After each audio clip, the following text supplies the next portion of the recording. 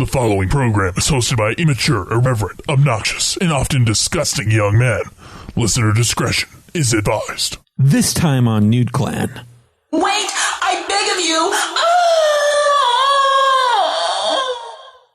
Shall we play a game?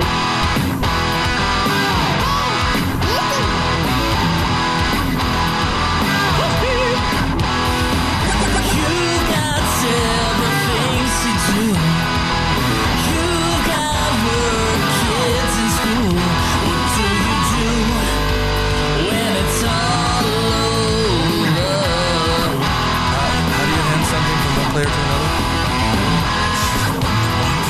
Dark soul light. Turn on the TV, pick up the controller and play some games with the new clan.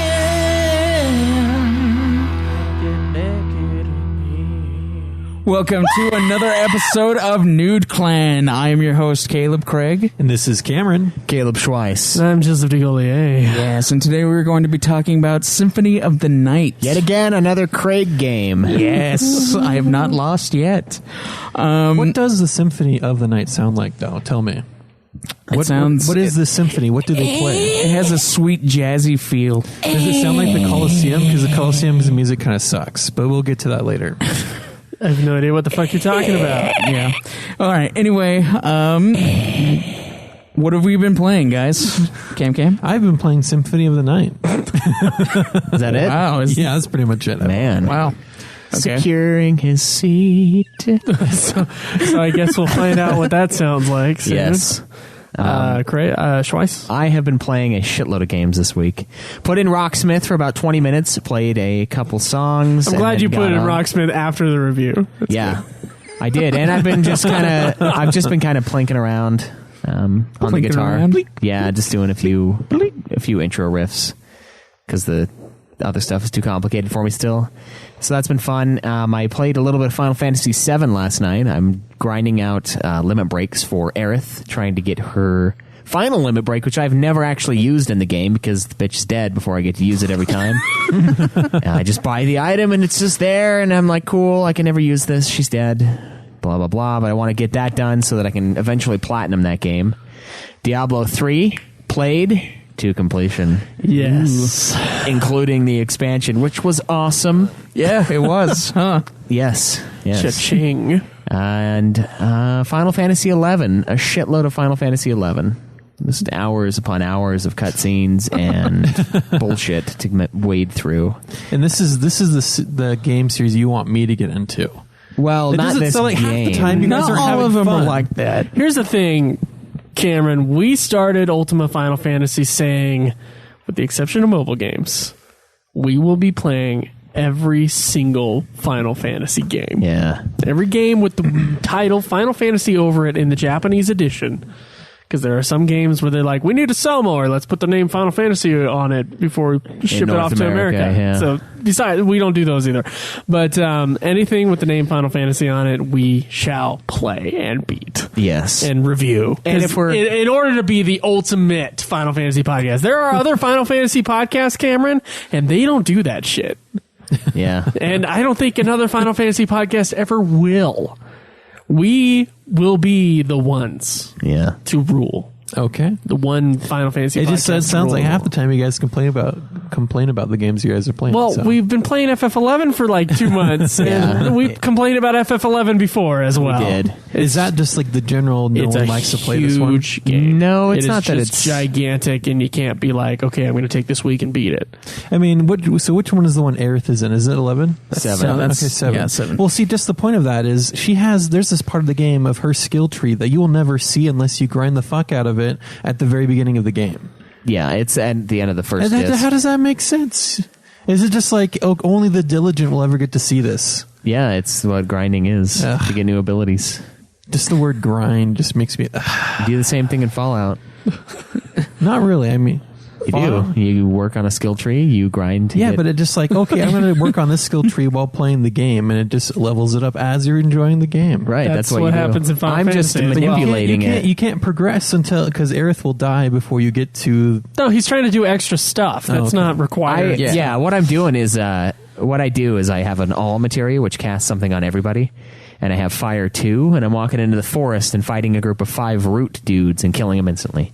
And I just get certain limit breaks. One of them requires you to cast the limit break 5 or 6 times to unlock the next one, and then the next one is like, okay, kill 160 enemies. And then I go and I do fire 2, and I burn them all in one hit, and then I do that until I get the 160.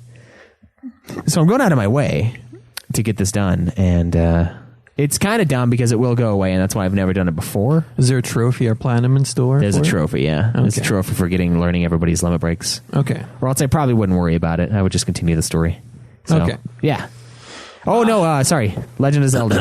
Oh, okay. I also played All right. a bunch of shit. Well, this week I slowed down on the DS. I don't think I played any DS this week. I didn't have a charge, and then I didn't charge it till last night.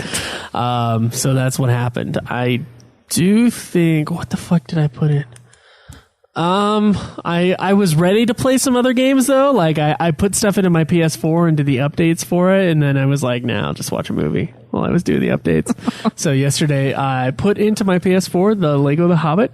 I also put into my PS4 Advanced Warfare, and I looked at the Destiny case real hard. Yeah. Yeah, but Stared at it. I didn't play any of those things. All I played this week were Final Fantasy 11. For not as much as Caleb played Final Fantasy 11. Admittedly, I've had a cold all week, and the computer screen is just giving me a sinus headache. And then Diablo Trace, which was a lot of fun. Did you? I'm excited to review it in 2 weeks. Did you do the expansion? Yeah, I did the expansion as We well. played the whole game together. So I'm not supposed to say if I beat a game until the hog status thing. Well, I was just wondering if you had played the expansion, not if you Okay. had beat it. All right, what have you been playing this week? I have been playing some Neverwinter, some Banner Saga, a little bit of Symphony of the Night, and I have been playing Journey. Okay, fun. so Is that one free? Someday love will find you. Break those chains that bind you. Yeah. Yeah. You've been playing Journey while you've been playing other stuff, or What? I'm fucking with you? Yeah. I was going to ask you, Joe. Joe, did you see that? Oh, recent okay, I got you now. Did you see that recent Stevie T video that came out where all these songs in major scale, he plays them in a minor scale? Yeah, I've done that before. But then the Journey song "Faithfully" just such a sad song now. It's just so sad. I'll be with you faithfully, and it's just he's like crying there at her side because she's dying or something. Yeah. Oh man. No, that's a fun exercise to do musically. I had a piano teacher that made me do that too, like a couple songs. But yeah, I don't know. Nothing. I'm waiting for another groundbreaking video from him. I've been bored for the last two. Yeah. Yeah. Well, What the fuck kind of intro was that? You were just, well. Yeah. You guys done? that's what I think about that. Did anybody beat a game this week? Yes. Yes. You did? Oh, Yeah. shit. I did. Oh, shit. Well, I know I beat Diablo 3 and you also beat Diablo 3. Right. Congratulations, Schweiss. Any other games beaten? Nope. Cameron? No. Okay. All right. What did you beat? I beat Journey. Yeah. Such a You hear that, Dylan? I beat Journey. Such a Fucker's been douche. trying to get me to play that forever. Yeah, all I needed was 30 minutes. And It a was controller. 2 hours. Well, no, it was an hour and a half. What? I need all these The game's bullshit an hour and a games. half? Yeah, I it was need not. Give me it's a list free. of all these fucking Yeah, it is- bullshit games, and I'll blow you guys It is off free. the list. It is in a free day. for. Yeah, but you can find PlayStation those Plus. yourself. You don't need hey, you don't need Caleb Craig to do research online for No, you. he's already To done give the you a Yeah, list. just look at his list and you're fine. He's already done the research. I just need to get it from him. Most of these are actually big games. Yeah, there's a lot of them handful are. that aren't. Well, Ico is really short. The one he just beat is really short. Yeah, but Ico's Ico also was- on your list. Yeah, it's one we did for the show. And I platinumed it. So Game Dev Tycoon. yeah, Deadpool, maybe? Digimon? Digimon's a long Guacamole? one. What the That one's short. Guacamole. And Guacamole wasn't that short. It was like almost 5 hours. Oh, not that short. Are you high? It was longer than Ico. Do you know how much time I put into Diablo 3? It's longer than Yeah, Ico. way more than 5 hours. Hey, I beat it was probably Diablo only 3. like 10. But Yeah, I don't think we put in that much time. dude, for we Diablo played for 3. 2.5 hours almost every time, and we That's played at least 5 times. It was probably like a 12-hour. Yeah, I thought it was going to be way longer because Act 1 was All right. like So the Nude Clan Hog status stands as far as hosts are concerned. Caleb Craig is King Hog with 23 games beaten this year. Caleb Schweiss follows behind. He's kind of falling behind, honestly, at 20 games beaten this year. I am So way few. behind at 13 games beaten this year. And Cameron is, of course, dead last with 9 games beaten. Not even in the double digits. Disappointing. Congratulations, Caleb Craig. Yes. Yeah. Do you like that? Do you like I that? do. That's the one thing in your life that you're on a tiny little podcast. You are the winner. I am. I'm the Hog Supreme. Let it be known throughout the universe. Oh, Hog Supreme sounds like it tastes pretty good right now. It does. Yeah. I'm excited to get to them Hog Supremes. Jeez. I kind of want to go for something with Supreme in the name, like a burrito Supreme or something like that. Yeah. I kind of want to feel supreme since I'm so far behind. I want some meat and cheese. Yeah, meat supreme. some pork Supreme. Yeah. Hog Supreme. Which I know this is a review episode, guys, but we're doing Getting Fat because there's just too much shit I want to talk about today. So let's hurry it along then. All right, well, I got our question ready. This one is titled Favorite Genre from our good friend Branny. Here's a question for everyone. What is your favorite genre in video games? Favorite genre in video games? I think it's somewhere between the strategy game or like the world building game, like a Zoo Tycoon or a Roller Coaster Tycoon or a Sim City. Just a game that makes you feel like you're in control. Yeah, it makes me have like God mode, anything like that. Civilization, Age of Empires is a lot of fun as well, which we need to get to here soon. So I think it's that or the RPG. All right, Greg? For me, it would probably be action RPGs, although I do like everything. Yeah. Yeah. You like little pet games? Yeah, I do. Oh, Yeah, you're Nintendogs is fucking Nintendogs, Oh, I yeah. forgot Pokemon's a pet game. Yeah. Fuck you. Yeah. And it's boring. Go ahead, Cameron. I'd have to say my favorite game has been in the Fallout series, so action RPG, but I do love strategy games too. But I'll just stick with the action RPG. Oh, I thought you were going to go with shooter since you nominate like a shooter every time. Shooters are fun for a little bit, but you know the games that you come back to are the action RPGs. By the way, we will have nominations at the end of this episode, so stay tuned for that. I'm going to go with the strategy game as well. I love those, and I don't know, I think they're really fun. I like the challenge they present. It feels more impactful to win something like that than it ever will be a fighting game, per se. Fuck you. Because I put 6 hours into demolishing you. It wasn't I put 6 button presses into demolishing you. I got one tweet this week that said I was totally right about Super Smash Bros. And another tweet this morning that said you're totally I was wrong. totally wrong about Super Smash Bros. Yeah. Well, we both feel the same way about it. I don't hate it. It's just one of those party games that I'm not good at, and I don't think it's fun because I get obliterated, and I'm not going to put enough time into it. Well, it's like the type of game you only play whenever you're in a party situation. Yeah, but then you And have the people- assholes that play it all but then- day. Yeah, but then you go. But the people who bring the game to the party are the ones who play it all the time. Yeah, so they're like, hey, I think guys. you could say that for I don't almost play it all every the time. multiplayer game, though. Yeah. It's just that one's particularly stupid. Okay, so if Craig Because of its were damage and bad controls. if Craig were the one bringing the multiplayer game, it would be fine because we can beat him. Fuck you. But it's not. It's someone like Dylan who brings it and is like, hey, don't you want to have fun getting, taint slapped by me, having me drag my nuts across your face? Are we It's a talking about game. games at this moment, or Yes. are you, an experience you had with Dylan? Explain what a taint slap is. Well, you get a nice, real loose taint, and you just kind of like grab it and just smack it on someone's face. I was thinking a more aggressive teabag is what I was thinking. I was thinking being like ass fucked in the balls, were like smacking your taint. Oh, that's a good one too. That gives a Which nice. I realize is a graphic image, but in order for us to have, we have a warning before the show that says we're obnoxious, so Yeah. I think we're covered. Yeah, no, that's a good yeah. one. Yeah, the sound of the ball slap. That could be it too. Either way, some sort of fucking where I'm on the bottom. getting fucked. That's why those what he games are prefers. fun. Yes. Music. Favorite genre of music? Oh, this is going to be... Metal. Not death metal, heavy metal. Like hard rock, heavy metal. Gotta go with that. Yeah. Greg? I like classic rock. Okay.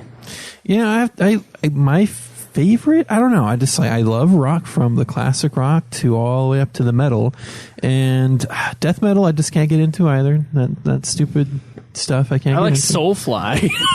Yeah. I like some death metal, but I'm not a big. Of course, I like some pop as well. So fuck. Who cares? I mean, yeah, music is good. I mean, you can have all sorts of music. good, you That's guys. good. All Yeah, right, if it's enjoyable. Music is great for the human experience. I mean, you can enjoy pop, but it's not your favorite. I mean, that's what I'm getting at. You can say I enjoy all forms of music, but what really gets you going? What gets your Jim Bobs rustling? So, That's a question for you to answer. The old man phrase as they're moving around the table. Craig has infected Cameron. Get that lickety split. I've never heard the phrase he just used ever. I think he just pulled it out of his ass. I don't know. It sounded genuine. then what? Genuine. Yeah, I have to go with metal as well. Okay. Yeah, I'm gonna go with thrash. I think thrash metal is my You favorite. just can't, like, we got this group together. It's gonna be rock or metal. It's Thrash metal and classical music, I think, is sorry, great. we're white guys. Yeah. We're white guys in our 20s. It's, likely gonna be hard rock. Yeah. I do In love the rock area. I do love big classical pieces too, though. Just like big music. That's what I like. I'm not saying metal's the only thing. No, I know. Like Cameron was saying with his Jim Bop thing.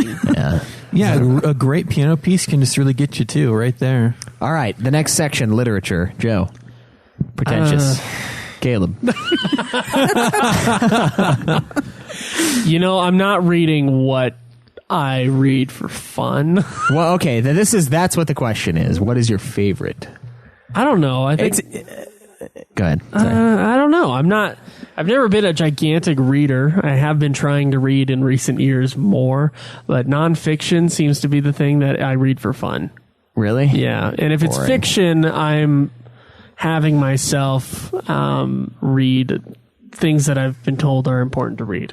Okay. But nonfiction, I think I like the most, biographies and stuff like that. At least in the last couple of years. If you had asked me when I was a teenager, I would have said fantasy. Yeah. Yeah. Craig? I like fantasy a lot. Yeah, we know. Yeah. Cameron? I'll have to say either an autobiography or a history written really well is really enjoyable for me. Okay. I'm going to go with fantasy or just fiction. If it's... I don't know. It's tough because fiction is such a large genre that it entails everything that's not real. So almost everything.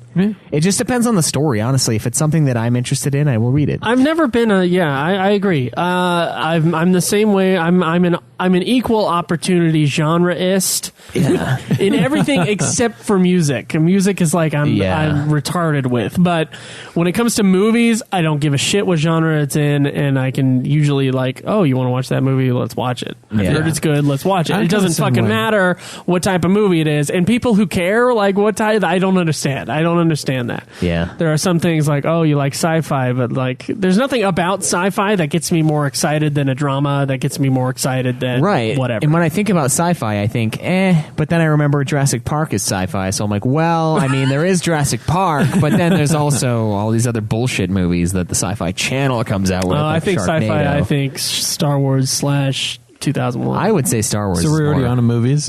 Star Wars is more fantasy. We are on, yeah. But no, I'm saying literature-wise, I don't know, regular fiction as well. I mean, I read a mystery. I love regular Adult fiction. but I've come to realize like nothing can be as strange as real life, as like what real events have happened. A lot of fantasy novels are based off of real things that have happened. Yeah. And so when you get down into like the history, like back when, if you get a good writer on it, it's just like incredible what has actually happened. Yeah, like a shitload of the stuff in Game of Thrones are actual events, like the Red Wedding and stuff like that. Right. or Nothing can be as true weird things. as real life. And that is true, but there are a lot of things in real life that are boring as fuck. So that's why I like fiction more. That's true. Movies. I skipped movies, I believe. Same thing, though. I'm going to give the same argument. It doesn't matter what genre it is.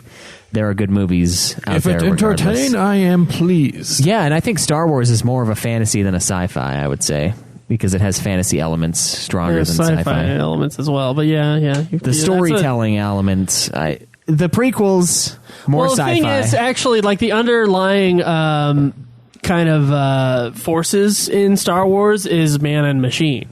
Well, in the newer ones. Or spirit. No, I'm talking about the first one. So the bad guy is basically a machine. You don't even know that there's real man under there. It's science versus God. And so, almost. yeah, that's what it is. So it's spirituality or what is human versus what is machine. Those are the two opposing forces in the original Star Wars. Right, so that makes it sci-fi. So one side is sci-fi and the other side, I guess, is fantasy. Yeah, the story, the archetypes involved are fantasy. I think you could say, I think people have different words for whatever. It doesn't fucking matter. It's, To me, though, I don't know. What do you think, Craig? I think it feels more fantasy to me, Star Wars, even though there is all it's the a fantasy fiction. movie in a sci-fi environment. That works, yeah. Because it is equal parts both. I don't think genres are that important. I think genres help sell movies. Yeah, but that's really all they're for. Yeah, and that's just for the people who will only go see it in the the big part of Star Wars that's like fantasy is like the Force, and that's what's like the mystical. But everything else is pretty much sci-fi. Well, I'd say it's that like and the greater part, the characters, the way they move throughout the story. That is very. I don't think it's important for me. Genre, I think it transcends genre. So who the fuck cares? For me, genre is hey, I'm bored. I'm going to watch a movie off Netflix. What I feel like watching today? Oh, I feel like watching people shoot each other. That's what I'll watch today. I feel like that every day. Or I feel like laughing today. That's what I use genres for. Just like, what is my mood to watch today? But if it's a brand new movie in the theater, like I'm going to go watch it. Really, there's only two genres. It's drama and comedy. Yeah. That's it. Yeah, I guess horror is kind of drama, huh? It's just horror. That's that. Thriller movies I find more entertaining. Like that Don't Breathe movie we went and saw. That was good. God, I don't say I wanted to watch Joe watch that movie to see the one deep throat scene. Oh yeah, nothing can. That was my review for it. Is nothing can prepare you for the turkey baster.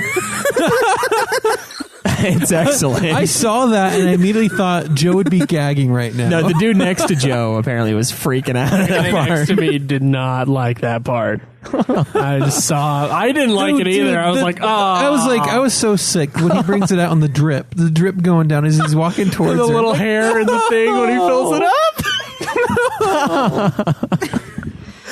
I enjoyed that movie. Yeah. Yeah, but I would say like it kind of was sold as a horror, but more of a thriller. And for some reason, those are normally better to me. Like they're more entertaining.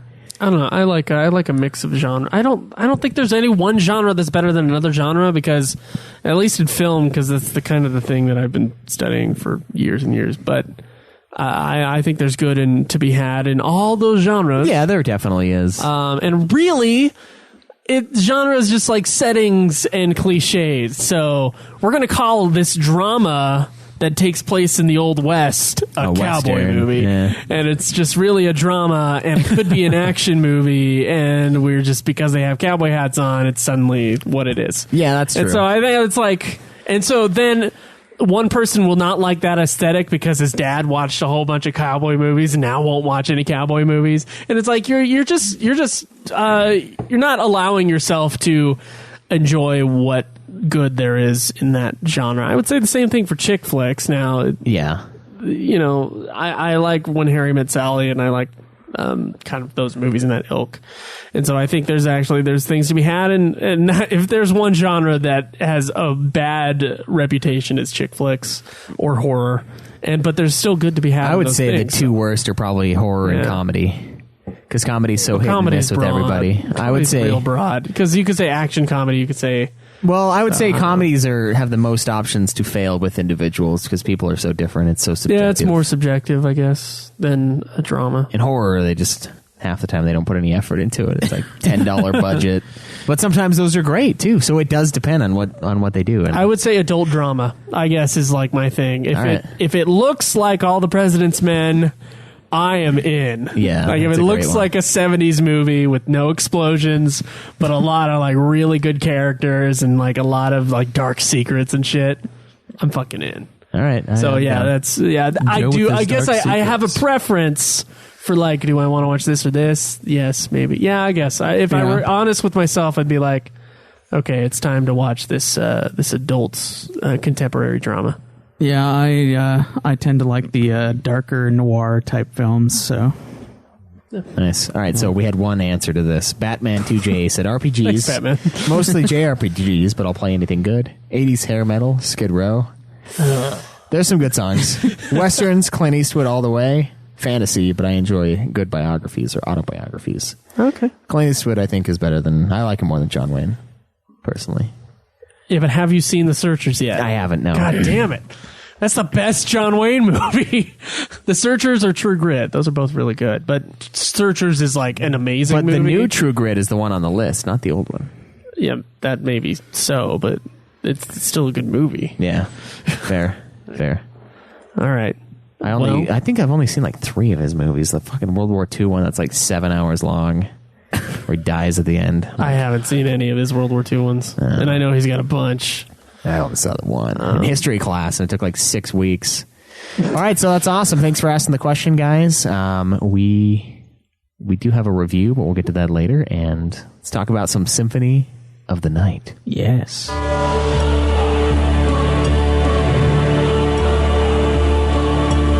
滅びよう。はお前の住む世界ではない。どちらが正しいか、死をもって分からせてやる。これはアルカード様。そこを聞いてもらう。悪魔女ドラキュラ X。月下の野草曲。悪魔女ドラキュラ X がアクション RPG となってプレイステーションに登場。主人公はドラキュラ伯爵の息子アルカード。アクション、トラップ、サウンド、さらに磨かれたドラキュラの世界。 Get items for skill。アイテムを入手することによってさまざまな装備、魔導機、必殺技が使用可能。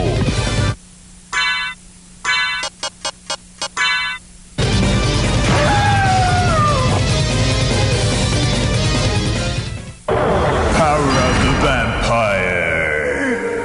Soul of Bat. Wolf. Mist.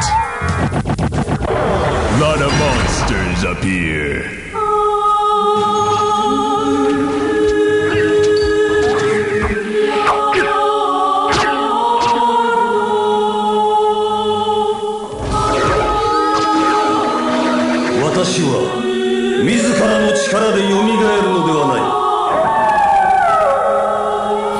All right, so a little history on Symphony of the Night. The game was directed by Toru Hagihara, and the assistant director Koji Igarashi was like involved with a lot of the story writing and the creativity.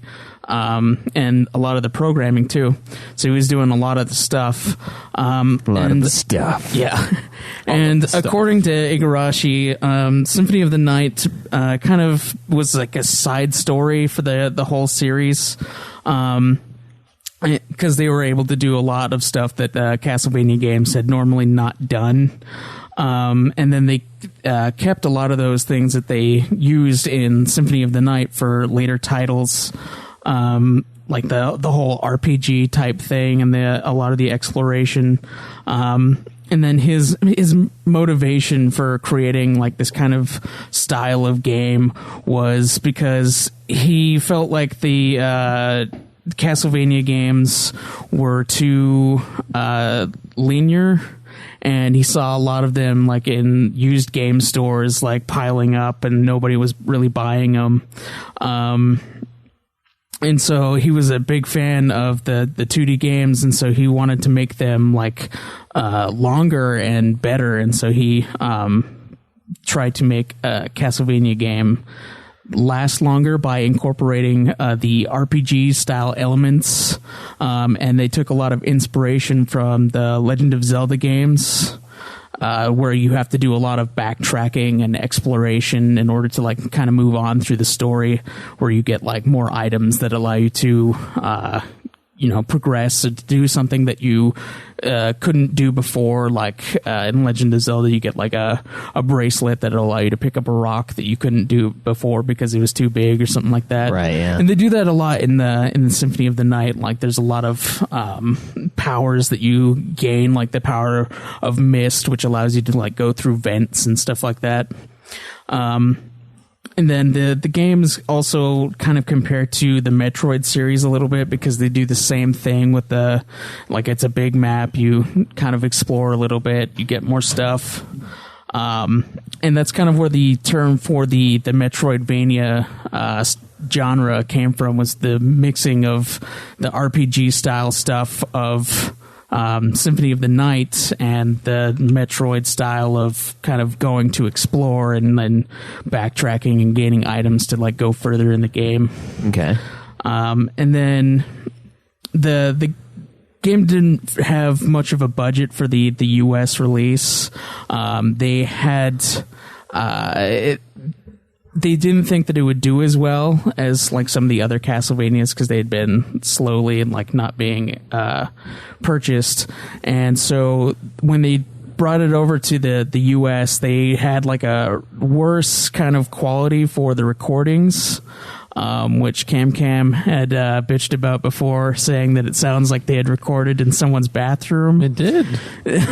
And so when that happened, I kind of went on YouTube to watch some of the Japanese like same sequences where they had the voice acting and stuff, and there was none of that. The quality was really good, and I was like, oh, okay, so they really just did shit on the US release, and it was really limited, and that's why a lot of people believe it's like a collector's item, because like even the greatest hits version of Symphony of the Night for the PS1 is sitting around like $40.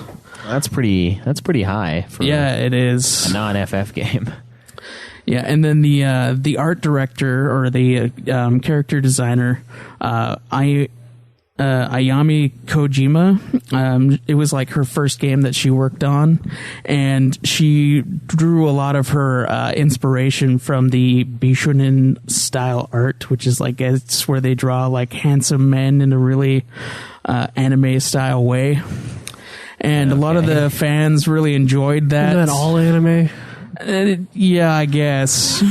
I can make him look real, or I can make him look anime. Anyway, a lot of the fans really enjoyed it, so they kind of went with that style for future releases. And yeah, that's all I got for the. That's all you got for making of? For the making of, okay. yeah. No sales data, nothing. No, not really. There wasn't really a lot for the sales. It was a limited release. I guess they didn't really give a fuck for the United States. No, so. they did not. That's weird, because I always thought Castlevania was kind of a big deal. Yeah, they didn't think it would sell as well as it did. Well, they're fucking wrong. Okay, well, we have 5 categories that we do our judgments on: story, gameplay, design, sound, music, and replayability. Sound and music are one category, so if that sounded like 2 different things, I'm sorry. Sound of music. Ladies and gentlemen, what is the story about? What is the story all about, and how do you feel about it for Castlevania Symphony of the Night? Well, the story is basically about Alucard wakes up from like a long sleep, and he feels there's a lot of evil coming from where his father's castle is, and so he goes to Dracula's castle to kind of figure out what's going on. His father's Dracula? Yeah, his father's Dracula. All right, that's good to know. In case you didn't get it, because Alucard is Dracula backwards. No, I definitely did not get that. Yeah. They're supposed to be a mirror image of one another. Oh, okay. Yeah. All right. Depth. Except they don't look the same in the little graphics of that shit. No, they don't. They don't really. It's like one's right-handed and one's left-handed. That's how you know. Yeah. Just give them a handshake, and then if you get it wrong, you die. Well, okay. Anyway, so he's investigating like kind of what's going on, and he meets this girl Maria in the castle, and she says that one of the Belmont clan that she had worked with, Maria. Richter, has gone missing. And so she wants your help to kind of like find him because she thinks that he's there in the castle.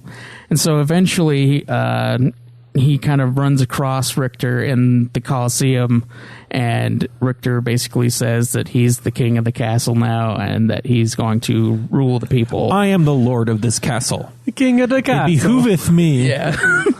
And so he has to find out what's going on with Richter. And then it turns out, if you do more of this story. So let's get into this. Let's get into this so-called no, you kill story. Richter, and then the game's over. No. Let's get into this so-called story. So you wake up and do your thing. You fly in the castle, but it still feels like you're getting into a middle of a story. There's a beginning that you were not a part of, and then as you're playing, there's nothing that tells you like, hey, this is what's going on. This is where you need to go. No. That's all left up to exploration. So the story is driven by you, by your need to find out more. Because if all I did is, hey, look, I'm finding all this stuff. Okay, and I'm just wandering, and I happen to bump into Richter up here, and I kill him. Hey, that's in the story for me because no one told me there was more. So that was the story right there. Richter's dead, and the evil is done with, and I've done my deed. All right, what happens if you do? What happens? What's the other situation? Sorry. Well, the other situation is that if you do some really special if you find things, this one god awful piece over here that you have to look at a fucking online map to find, and find this other fucking stupid piece over here. By the way, you need you need a million things in order just to find this one thing. I'm sensing a lot of anger here. But no. So once you find all of the pieces and you're bringing them together like the piece of Exodia in the clock room, you then get to go down to this one special room down below the clock, and then you get this special pair of glasses, and then you can go fight Richter. But then you don't even kill him. You kill the fucking orb behind him, and then you just start the whole fucking castle over again because it's all. You keep your abilities? Yeah, you keep your abilities. Oh, so you probably can zoom through that. I'm sorry. How does the story change? The story changes because it tells you what really is going on. Because Richter wasn't actually doing it himself; he was being controlled by someone behind. He was. Oh, so if you beat the game early, like you did, Cameron, you don't know that. Yeah. You don't know that there was some other big bad guy. Do you have to kill that big bad guy? No. Oh, so it really doesn't change all that much. You just have more information. You do in a way, because what happens is when you get the glasses, you see this green orb floating around him, which is Richter, which is the ghost of Shaft, who is the dark priest who is trying to revive Dracula. So he takes over Richter, and so you destroy that orb, which contains Shaft, and then he summons the... Does it contain the nice shaft? It does contain a nice shaft. And then, anyway, he summons the reverse castle, which is what Dracula is being reborn in, because that's who you fight in that castle. Okay. You basically confront Dracula because he's being revived by Shaft. Do you ever fight Richter. Death? Do you Isn't fight Shaft Death supposed to again? kill vampires? You fight Death in the first. I think that's section. Blade. I didn't fight him in the first section. Whatever, man. You do fight him in the reverse castle. Some black dude out there that kills vampires. When you first start the castle, you're like a badass as you're just flying through the castle, right? And then all of a sudden you get to this point, Death appears with his fucking scythe and goes, "Hey, why don't you just go away and just not be here?" And I'm like, "I'm not gonna not be here. I'm gonna kill people." And then Death is like, "Okay, well, I'll meet you later. Before I'm gonna take all your stuff." And then you're basically I don't down think to he zero. said that. But anyways, now your goal is to find your stuff again, like kind of a goal, right? And you have to fight Death later, but you'd never find him if you don't do all this random stuff to go to the other side of the castle, which is upside down. And I got like 70%. You won't find it if you don't go go to the upside down. 70 or 80%, and I didn't find everything. There's only one area that I know of that I can go look for stuff, and yeah. It's ridiculous, the amount of exploration. It's crazy. It's like, oh, you want this? You want to go in this room? We can't because you don't have an item that doesn't let you go in this room. Oh, you want that item? Well, you need this other item to go in to get that item. You can fly over these spikes, but you can't get through the door at the end. No, you can't. You got to get a suit of armor and destroy the spikes instead. So it's kind of like Chrono Trigger. There's multiple endings. It seems like. Yep, there are 5 endings. There's 5 endings. I thought there was just the 2, but well, there's like 4, but then there's like a secret 5th. So there's other endings that you can end the game early. /1 you can end the game late. The secret 5th one, that in order to obtain that ending, you have to search 200% of the castle. No, you don't. Yeah, that's what it said online. No, that's a lie. There must be like an added one then. Because the secret 5th one is if you beat the game, then you can play the game as Richter. Oh. And then you could just beat the game as Richter. And that's the secret 5th ending. And then what is that ending like? Beating the game as Richter? Basically the same. That might be what so Richter has to free Richter in order to beat the game. What? Richter has to free Richter from Shaft. No, he basically just goes and defeats Shaft. So that's like I'll be honest here, as I've been sitting here, I've realized that I have no idea what the fuck you're talking about. So with that in mind, I think we should just talk about if you like the story or not. Now we're only counting 2 scores here, but Caleb Schweiss also beat the game, so we'll be talking with him as well. In fact, let's go with you first. What did you think about Castlevania Symphony of the Night story? I thought it was good. I enjoyed the atmosphere, the style in which it was told. I thought it was kind of cool. However, it was... I don't know. I don't think it was the best story in a game that I've experienced. It wasn't like super, super good to the point where I was really impressed to play it again because of the story. I wasn't really as invested as I have been with other games, and because of that, I'm going to give the story 7. A 7? Yeah. Okay. Still good, but not anything that I would be like, oh man, the story in Symphony of the Night is spectacular. I don't think I'd say that except for just then. Saying that I wouldn't say it. I think story-wise, it was good. I like as you're finding out about what's happening and like what you need to do, like you probably would in real life. It's not like the story is just gently guiding you to a nice little conclusion, all bow-tied for you. It's you have to investigate. It's not going to tell you where to go. And it's up to you. You just got to, It's like games of that time. I think were more like that. You just had to go play it, and it was very little instruction. It doesn't tell you how to use. So the story comes from your own experience in the gameplay. Yeah. It doesn't tell you how to use things. It doesn't tell you, hey, you just got this power. This is the button you need to press to use it. By the way, I still can't fucking use magic. You have to show me how to do that. But this playing the game, I'll give the story a 7 because it was interesting. The plot twists were good.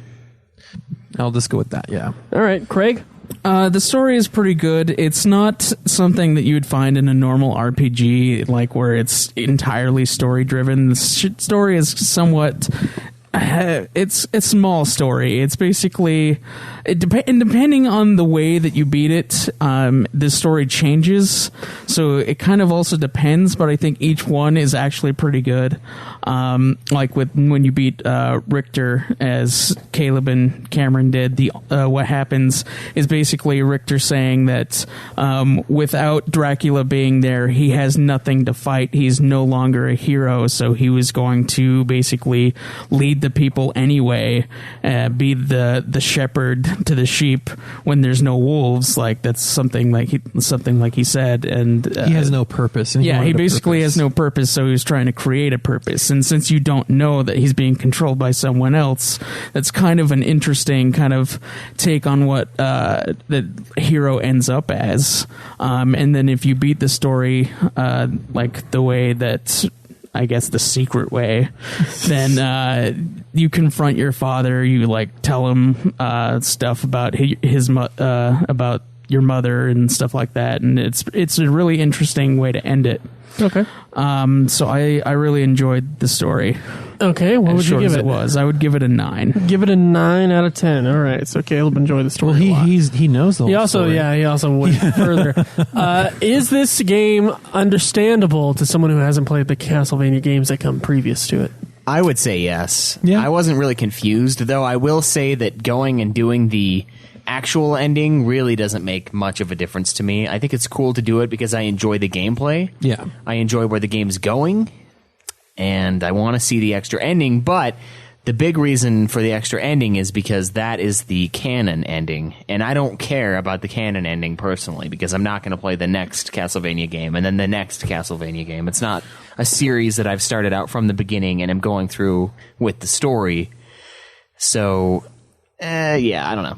That's kind of where I am with that. I think it's understandable enough, but I'm not super invested to be like, oh, I want to get this so I can play the next Castlevania. Well, the Symphony of the Night isn't really connected to any of the other Castlevania games other than Rondo of Blood, which it shows you what happened at the end of that game at the very beginning of Symphony of the Night, where you play as Richter and you fight Dracula, and then it leads on into Alucard waking up and then going to the castle. But yeah, I think anyone who plays Symphony of the Night would know what's going on pretty easily. Okay, all right. Okay, guys. Exactly how does this game play? It's kind of an interesting question because it's like a mix of a bunch of genres. It has platforming elements. It's an RPG. It's like an exploration game. It's an action game. There's a lot going on for 2D, right? 2D side scroller. Yeah, it is 2D side scroller, but it has like certain 3D elements as well. I would say it's like Final Fantasy VI with the 2D, 3D thing, where it's kind of a mixture of both. Is my mic fucking up? No, you're just really far away from it. Am I? Which is what you do on Nude Clan for some reason. On Ultima, you'll be right up in that mic, and on Nude Clan, you'll just drift. Yeah. Well, I've got it like basically deep throated now. Anyway, I would classify it as a side scroller RPG. And the 3D element that the game presents is similar to the Final Fantasy VI, to where it's kind of like that weird 3D, but it's the really mode only 7. Yeah, it's really only 2D. That's how this game feels. It has a third dimension, but it's almost like a lie. It's like a weird way of dealing with it's the optical illusion. Yeah, which 3D. works. It's fine. I mean, this is it feels like a Game Boy game. That's what it feels like. Yeah, and kinda, yeah. I knew that going into it, and I'm not disappointed by that. This was on the Super NES or PlayStation? PS1. It was on the PS1. Oh, that's really odd, because PlayStation... Oh, it's a 2D side-scroller on the PlayStation. I guess there was some overlap, huh? Okay, Caleb, real fast. If you can freaking make him use magic, then I might give it a different score for gameplay. All right, what spells do you have? I just have the dark blood thing. Okay, so they've pulled out the PSP and are yes, playing the game. I'm trying to play while we're doing this here. Let's see. Okay, that one. So if you can do this, Caleb, I might. That give it a one's different not my score. favorite I spell. might suck your dick. Wait, so you didn't use any of the abilities? No, I can't. Are you serious? Yeah. Fuck that. I couldn't have beat it without that. And Caleb sucks at games, so he can't I do don't it know either. what Caleb's trying to do. Shit. I told you, Caleb. I have not It's been up able square, to use. man. It's not up square. Or up something. It's. Oh no, you're talking about the sub weapon. He's talking about the spells. I'm talking about using spells. Like what? The mist? No. Like God, you I hate this can fucking use spell. a spell which will make it so whenever you kill someone or shed blood, it heals you a little bit. There's another spell that you can basically use the spells that Dracula uses against you. Oh, I don't know if I used any of those. Yeah, and I can't. And Did because you it just Google won't let me. PSP controls? The controls are listed in the game. I've done this one on my PS Vita, but I don't think I can do it on this PSP. Oh, I know what you're talking about. The like button things. And so I could. There's a whole aspect to the game that I didn't use. It's like a because I fighting couldn't. game almost. You gotta only do, like, have a little one combo. fucking spell, Cam. No, Caleb. I was in the library. I bought all of the fucking spells. Right? I bought Then all why of them. does it say you only have one? Because I was trying to use them, and then I died without saving. And I'm like, I'm not going to go buy those again. I couldn't even use them. It's a waste of money. So that's why I never got them back. So Cameron's game is jinxed. Yeah, the PSP seems like a crappy thing. I didn't really use much of the spells myself. I found my timing better with just the weapons and shit. And the special weapons I found to be sub phenomenal. weapons. Yeah, the I sub pretty much weapons are only great. used my sword the entire time. Yeah, that's what I've been using. It's fine. There were occasions when I did use spells. So it's a 2D platformer plus it's an exploration game, sort of like Metroid. I'm guessing. yeah. A lot Where like it's Metroid. not just one direction. Yeah, you go find like hearts that increase your overall life and then increase your overall ability powers, basically. And then the action stuff, you have certain controller inputs that you need to do in order to do certain attacks That's towards only enemies? for the spells. That's only the spells. Only for the spells. Yeah. So basically, the action element is you can move your character and attack in any way that you want. And there are several different types of weapons that you can get for your character, mostly swords, though, and also shields. And certain disposable weapons and items, too. Yeah. Like you can use bombs and shit. But yeah, it's mostly like a kind of a side scroller beat 'em up. If you've ever played any of those, it's in a way it's kind of like that, but it's also But more complex. Yeah, but way more complex. Yeah, Where you got your- have items that have stats that raise your stats and stuff like you that. got your and, paper armor. RPG elements as far Yeah. as your equipment goes. You've got an armor slot. You've got your shield slot. You've got your weapon slot. All of that good Got your stuff. coin slot. Yeah, of course. Always the coin slot. And different play styles, garner different items. There's a piece of armor that gave me 1 life for every few steps that I took, so I could just like go do something, like go to the bathroom, take a leak, and just have something pressed down on the controller, and it'll be pushing to the side. Yeah, but it's like And it'll one gain life me out over so much, so it doesn't actually. If you have a lot of life, it doesn't really do much. Just go for the safe spot. Like if you're and stuck. so the armor that I was wearing was the walking armor. So the more or I don't know what it's called, the map armor, or whatever, because the more areas you've discovered on the map, the more defense it gives you. Oh wow, that's awesome. It sounds like an incredible mix of elements. Does it work cohesively? I think so. I think it does. I think it works really well. And it works really well. Yeah, it all comes together. Okay. Gameplay? For the gameplay, there's a lot of elements that are really kind of weird. For instance, in order to heal yourself, like outside of going to a save spot, which automatically heals you, you have to equip the item that will give you health back, and then you have to either drop it, or if it's a potion, it'll just do it. So, like, if you equip a turkey, for instance, because, food is what heals you, you basically just toss it onto the ground, and then you have to walk over it, and then that heals you. Yeah. And that's kind of an interesting mechanic in the game, because it's like if you're an intense boss fight, and it's like, oh, well, I have to fucking drop this turkey and then run over to it in order to get some health back to survive this I have a next funny hit. story for that, actually. Really, go ahead. So, as you're going through, you can find some things called meal cards. And it just says a meal card. It says use it to to get some food. So I was in this boss fight, needed some extra health, so I used this meal card, and it throws out what looked like a turkey leg or something like that, right? But the funny thing is, you walk over to it, you just pick it up. You just get to pick it up, and then you have to throw the fucking thing back out to use it. And I'm in this middle of this boss fight. I'm like, wait, my health didn't go back up. What's going on? Yeah. Oh, man. Yeah, there's all sorts of stuff like that, and then there are potions that you can find that will give you added defense, added attack, things of that nature, which are really beneficial in some of those tough boss fights. I'll just go in after losing 7-8 times and just chug the potion and just lay waste to them.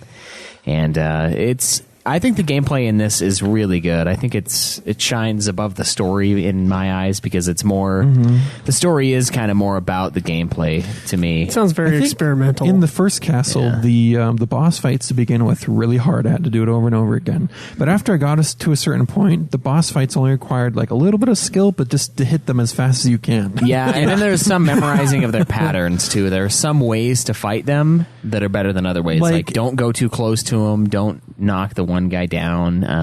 There are patterns that they build on. And like just the other day, I had to kill the creepy guy in the purple robes who turns into like this gangly, weird T-Rex that machine guns fireballs out of its mouth. That guy. Anyways, I was with him, and I had 200 plus whatever life when I got to him. And I didn't really need to dodge his attacks. It was just annoying because he kept throwing me back, even though they're only doing 1 damage. So I just kept hitting him. Yeah. Yeah, I eventually found like this sword that allowed me to attack like 3 times per button press. So it was basically like a really fast sword. I want that sword. Yeah, it's fucking awesome. There were some bosses that I couldn't beat because they were like too intense. And then as soon as I got that sword, and it was like 3 attacks per hit, and then it's like, and and then I took him down a lot faster. Did it look like the rapier that a French or No, it has like this big kind of like wide arc that it attacks in, and it does it like 3 times. So it's basically sending out like a small beam. There's this one I saw what is like one of those little stabby swords, the thin stabby ones. The thin stabby ones. Anyways, I saw it, and the guy Like a the guy who was fencing using sword? it, but the guy Yeah. who was using it, it would just like go into like overdrive mode, just like, and I never found that sword. Yeah, I used the brass knuckles for a Like while. you said, going to the other men. Those things attack really fast, and I was able to just get up to the enemies. There's and this just one pound the sword I fuck out of found, them. the Falchion or whatever, near the beginning of the game, that really smoothed out the beginning of the game for me. Yeah, And it's just a super fast Did attacking you say that sword. right? I don't think so, but I'm not 100% on the way that you pronounce that word. I am not 100% on how you pronounce any of this It stuff. just in this game. doesn't sound right. Are there any other gameplay aspects we haven't touched on? Well, there's the gathering of the items, I guess. The main idea is to go and explore. I guess can't pronounce it right. What is that? Falchion. It seems weird that that's the way that you say that. Okay. Okay. At least I know now. Yeah. Anyway, the gathering of the items. For instance, when you have to go to the reverse castle, the idea is that you have to get this gold and silver ring, and then use them in the clock tower, which, or not the clock tower, in this room that has like a big clock, and then it opens up if you're wearing both of them at the same time. So the pieces of Exodia come together. Yes, and it kind of gives you the hint of that if you find one of them, which you have to fight a boss for, and then it tells you to go where the silver ring, and then in the clock tower is what the silver ring says. So basically, you have to like keep gathering items to like go further in the castle until you find eventually those 2 items to like open up, and then see the thing that you have to fight during the fight with Richter. And then there's also the in the reverse castle, you have to get the parts of Vlad, which you have to beat certain bosses for, and then that's how you open up the thing to fight Dracula. oh cool. Yeah, that was kind of an interesting way, but I don't think that most people would really get how to open up this one section. There's basically like this giant wooden plank in this underground cavern with a lot of water, and it's like basically a cave. But the idea, what you have to do is you have to lure this one skeleton that's holding an explosive barrel over to that spot, and then it has to throw that barrel at you, and then it explodes that little bit of wood. Yeah, and that's the only way to get it open. Stupid. It is kind of stupid because nobody would just like. It's like a Legend of Zelda sort of like attack this one bush. When you go to that part, you can tell there's something down there. Like you could see, it looks like you should be able to go down there. Just you can't do it. Yeah. Yeah, you don't know how, and there's like no powers that allow you to get through that. Oh, you just kind of have to. You just kind of have to figure out that that's what you're supposed to do, and it's kind of a pain for somebody that in their first time that wouldn't know how to do that. All right, gentlemen. Gameplay out of 10. I'll go first this time. Okay. So, Caleb, I was going to give it a 9, but since you couldn't do a fucking spell, I'm going to give it an 8. Fuck you. You only have that one spell. Yeah, I know. No, I had all of them, Caleb. I bought them all. If Caleb. you had the other ones, I could have done it. No, okay. So this is a spell that would have been quite useful. I know this is a port, and you can't blame this on the game, but the port. But if they cared about it, they would have made it work. So it's an 8. It worked on my Vita. That's an aspect of the game. That's an aspect of the game that I never got to enjoy. And you proved so you couldn't were do it. going to give it a 9 if Yeah. he could do it? Yeah. Okay. If he could do it, I would have given it a 9. What takes the 1 point away versus... Because that's an aspect of the game that could have been enjoyed by me. No. Very the small part The of 1 the point game. besides you can't do spells on your PSP version. Oh, why not 10? Why not 10? It just...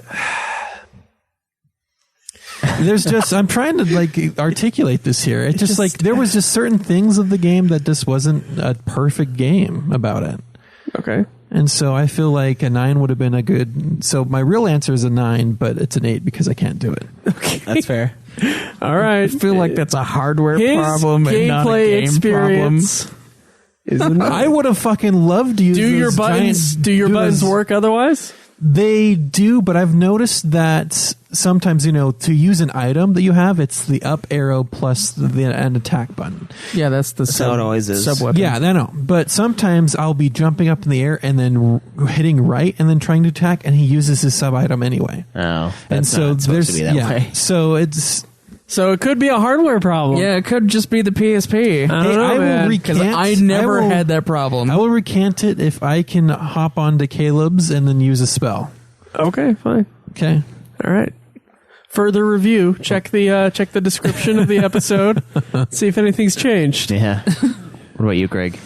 For me, I would say as an experimental game, I think it's a 10 for the gameplay. So Thought it was is perfect this the beta? gameplay. This is a I beta? thought, what? It's an experiment. It's a beta. So we're gonna have to This is classify the first. what it is. This is the first game of its type Okay. that, and it's really amazing that the way that they have everything meshed together, like the 2D side scroller, the RPG elements, the action stuff, the adventure stuff, the exploration. I think everything about it really works together, and I think that's it does it in a way that is really memorable. It makes you want to keep playing it, even if you maybe don't like the story or you can't perform some spells. You just can't perform, Cameron. But yeah, I think it's really good, and I think that there's a reason that it is on so many top 100 lists, and I think the gameplay is a huge chunk of that.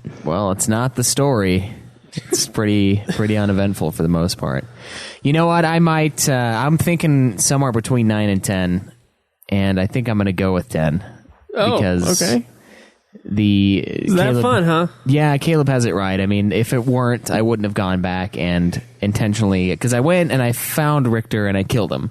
But I wasn't done exploring. I was just exploring that area That's of the kind of map. an anticlimactic ending. So if you're basing it off of that, Well, I am, but that's still part of gameplay.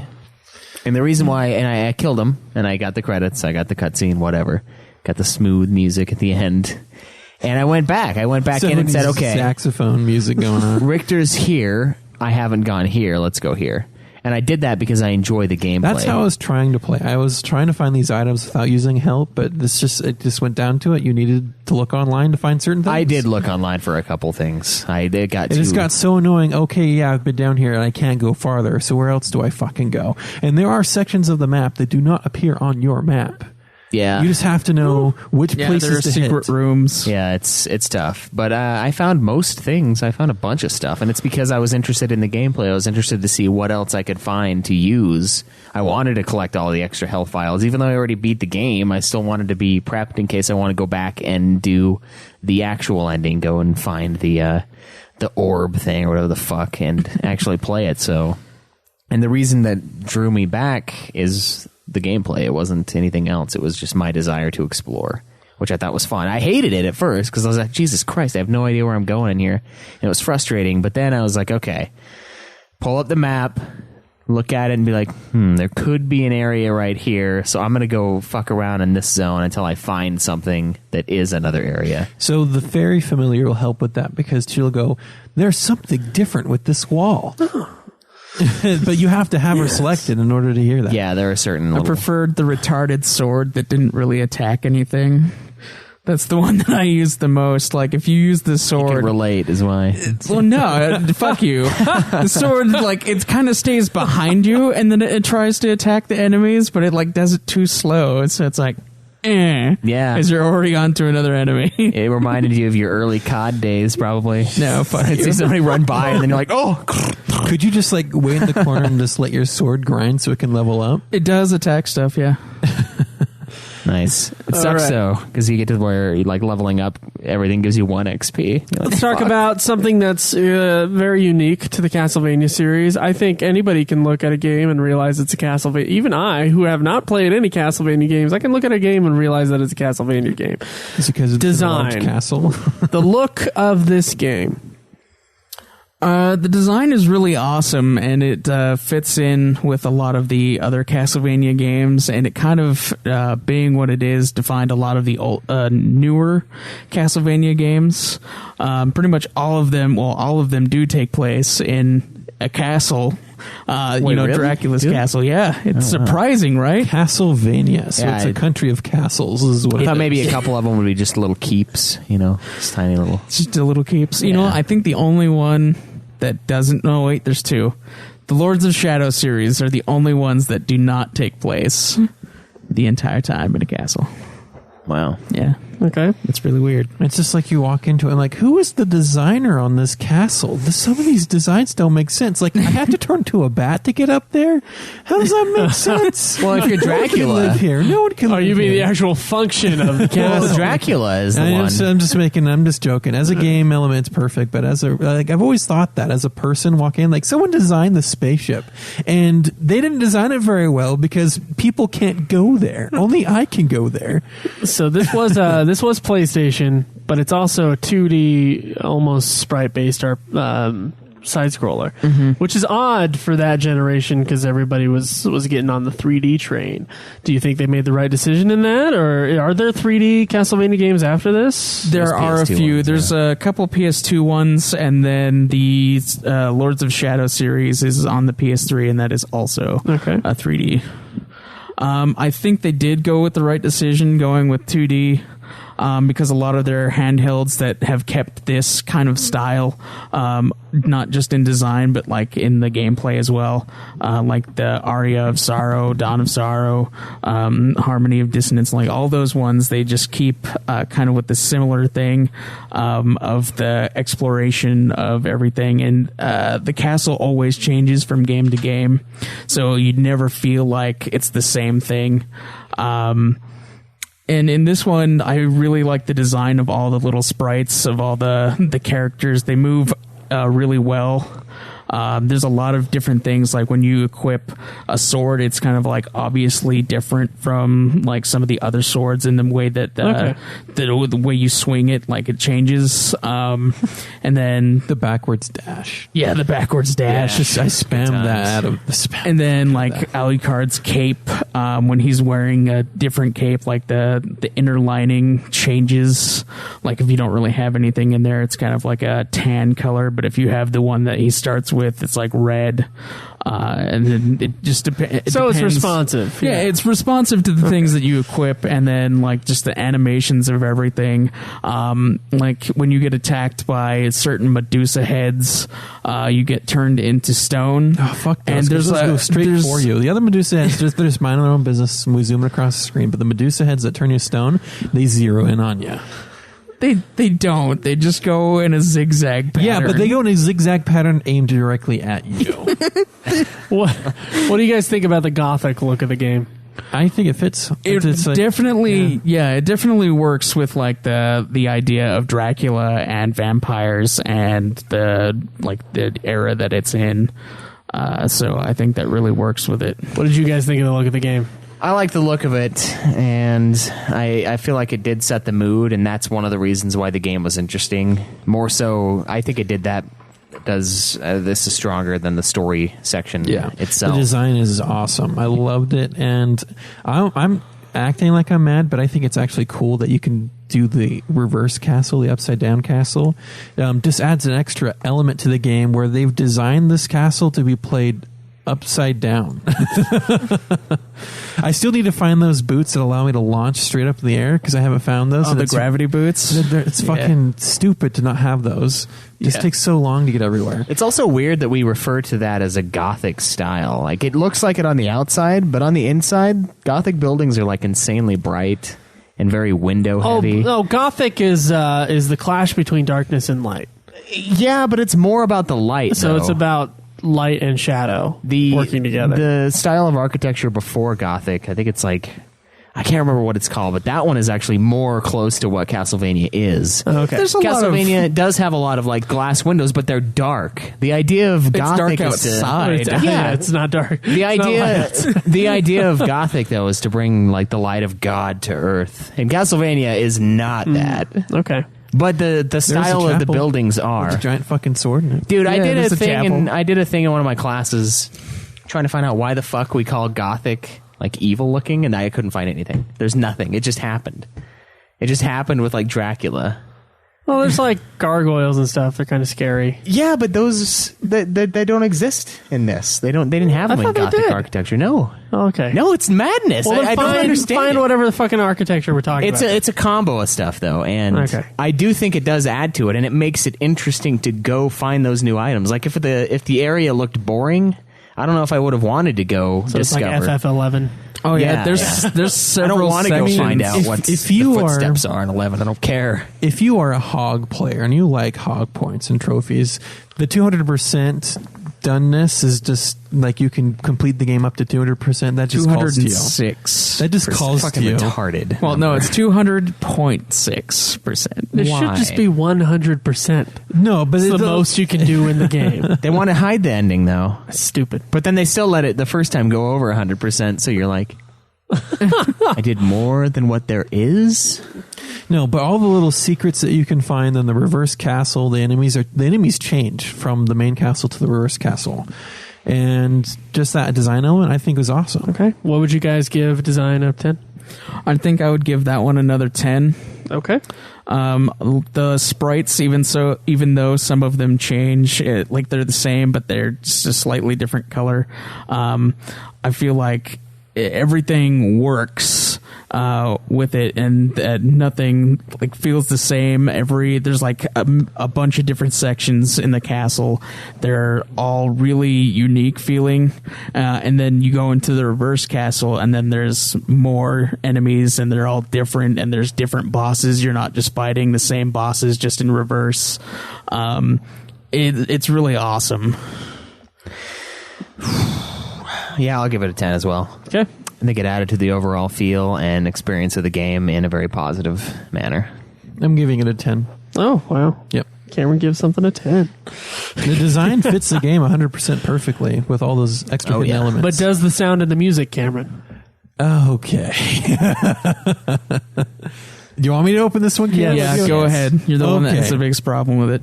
Okay, I'll get past. We've already discussed the bathroom recording, so Yeah, I should bring my mic into the bathroom, take a leak, and it'll sound better than so I'm not gonna. cutscenes. We've already talked about it. We already know the reasons for that. The music, for the most part, actually, it fits. It doesn't get too repetitive. It doesn't get too annoying. But there's a certain section of the game that's the Colosseum. That's where you first fight those two guys, and Richter goes, "I am the lord of this castle," or whatever. That's that moment. Yeah. The music in that section is just so fucking annoying. You know what I'm talking about? I do know what you're talking about, but I didn't find it annoying. It was so annoying. Did you keep dying? Is that why? I did on that boss a couple of times, and then I was okay. Is that kind of how the music is the whole time, or what? No, it's just that one small section. So Okay, actually, what is the my music grades like are the rest of the time? well, synthesizer music and kind of Is it light. creepy? It changes depending on where you're at, which section you're in. But the kind of an airy, overall mysterious sound. Certain areas kind of sound subterranean with dripping noises and kind of a more oppressive overtone. The Richter area sounds more like action's going to happen. How do you describe this? Like like a something's build-up? imminent. Yeah, something's imminent. This is what's happening there. So they designed the music per section, so it's not just one thing you hear all the time. Is it an 8-bit sound, or is it more... Because the PlayStation can do more than just 8-bit, but... I think it was 32. Well, I mean, is it like real instruments, or is it... No, it's all synthesizer keyboard, or is it like computer, like Super Mario Bros.? It's more 8-bit. synthesizer keyboard, Okay, but there so- are some parts So they where there expanded are the soundtrack there is- elements. Yeah. Because they kept the 2D thing. I was wondering if they were just making this for the SNES and then put it out for PlayStation. Sometimes is what my real question sometimes is. there is music, but for the most part it is like game over. God, I fucking hate the game over screen. I thought you loved it. It takes like 30 seconds to fucking let you select your game again. I'm like, fuck you, man. And there's no hard reset. There's no Final Fantasy reset. So if I it's the fuck punishment, man, you just I just can't have to- die. So yeah, if you're on a boss and you have it saved, it just sends you back to the start screen. Yeah, and you have to load your game wherever you save. Yeah, even if you have a save, it just sends you back to the vicious. start screen. So you have to spend an extra like 35 seconds loading it back up. It counts too. When you die like 5 or 6 times in the same area, it gets really annoying. I think at the beginning was what was my hardest thing. That was the wall I have to get over because I was dying all the fucking time in the beginning. And after I got past that, then I was dying less frequently. Then I only have to see the screen every other minute instead of every minute. Yeah. Okay. Sound and music for you. The sound was, the music was really good. I enjoyed it for each section. I enjoyed that since there are so many sections of the castle, that each one kind of got its own theme, and the sounds for the enemies and the way that you kill stuff and the sounds of like swinging your sword, everything just has its own specific, kind of sound, and it really works with the game, and I really enjoyed it. But what's unfortunate for the US release is that the voice acting for the cutscenes, which are for the story, they were done very poorly. Okay. It feels Just like Cameron said earlier. Yeah, it feels like the actors, they were just kind of talking. They didn't really care about it. Were they just the localizer people, and they were like, "I'll just get my cousin to come in and do some voices"? They kind of sounded seems like that. So what it sounded like they were speaking it professionally, but it sounded like they were borderlines. It just wasn't like very realistic the way they were talking, and it didn't help that the words they were saying weren't very like they were trying to translate it out of like old English or something into like modern day English, and just the word phraseology was just weird. But then overall, it just sounded like they weren't that person. It sounded like they're reading words off of a page. Yeah, I would second that as far as the voice acting goes. It was very uneventful and was not inspiring in the slightest. I did like the music for the most part. I felt like it belonged. It wasn't overly overpowering ever, really. It was more atmospheric in a lot of ways, but it added to the design and everything like that. So it's kind of a mixed bag as far as the sound goes. I'm going to give it a 7 because the voice acting was horrible. So I'm the way I kind of look at it is music is 5 and sound is the other 5. You're giving us the other half. Yeah, the sounds, 2 out of 5. The general sounds of the game work really well. Yeah, everything else sounds natural. Okay. The voice acting just sucks. Cameron? The voice acting knocks down just a point. And I'm not going to knock off 1 point? Yeah. Okay. I'm not going to knock off a point for the area I didn't like. I think it was really cool how each area has its own little theme going on in the background, because you don't get that oppressive, this is the sound of the game that a lot of other games have. Sure. So I'm going to give it a 9. Oh, 9 out of 10. Even with the voice acting, you were bitching Everything else sounds, I don't know, everything else fits. If the voice acting's as bad as you guys make it out to be, I'd give it There's a way very lower little score. voice acting parts. You've heard a little bit of it when I started. The point is, Camp started these the other day. voice acting parts are kind of like the plot transitions. It tells you a little bit more about what's going to happen, right? But they happen so rarely. It's true. There aren't that many of them, so it's not really It's not that big a overpowered. problem. Yeah. Okay, what would you give it? I would also give it a 9. Okay. All right. Replayability. This seems to be a big thing with this game. Yes, I would say that this is actually another one of its really big features.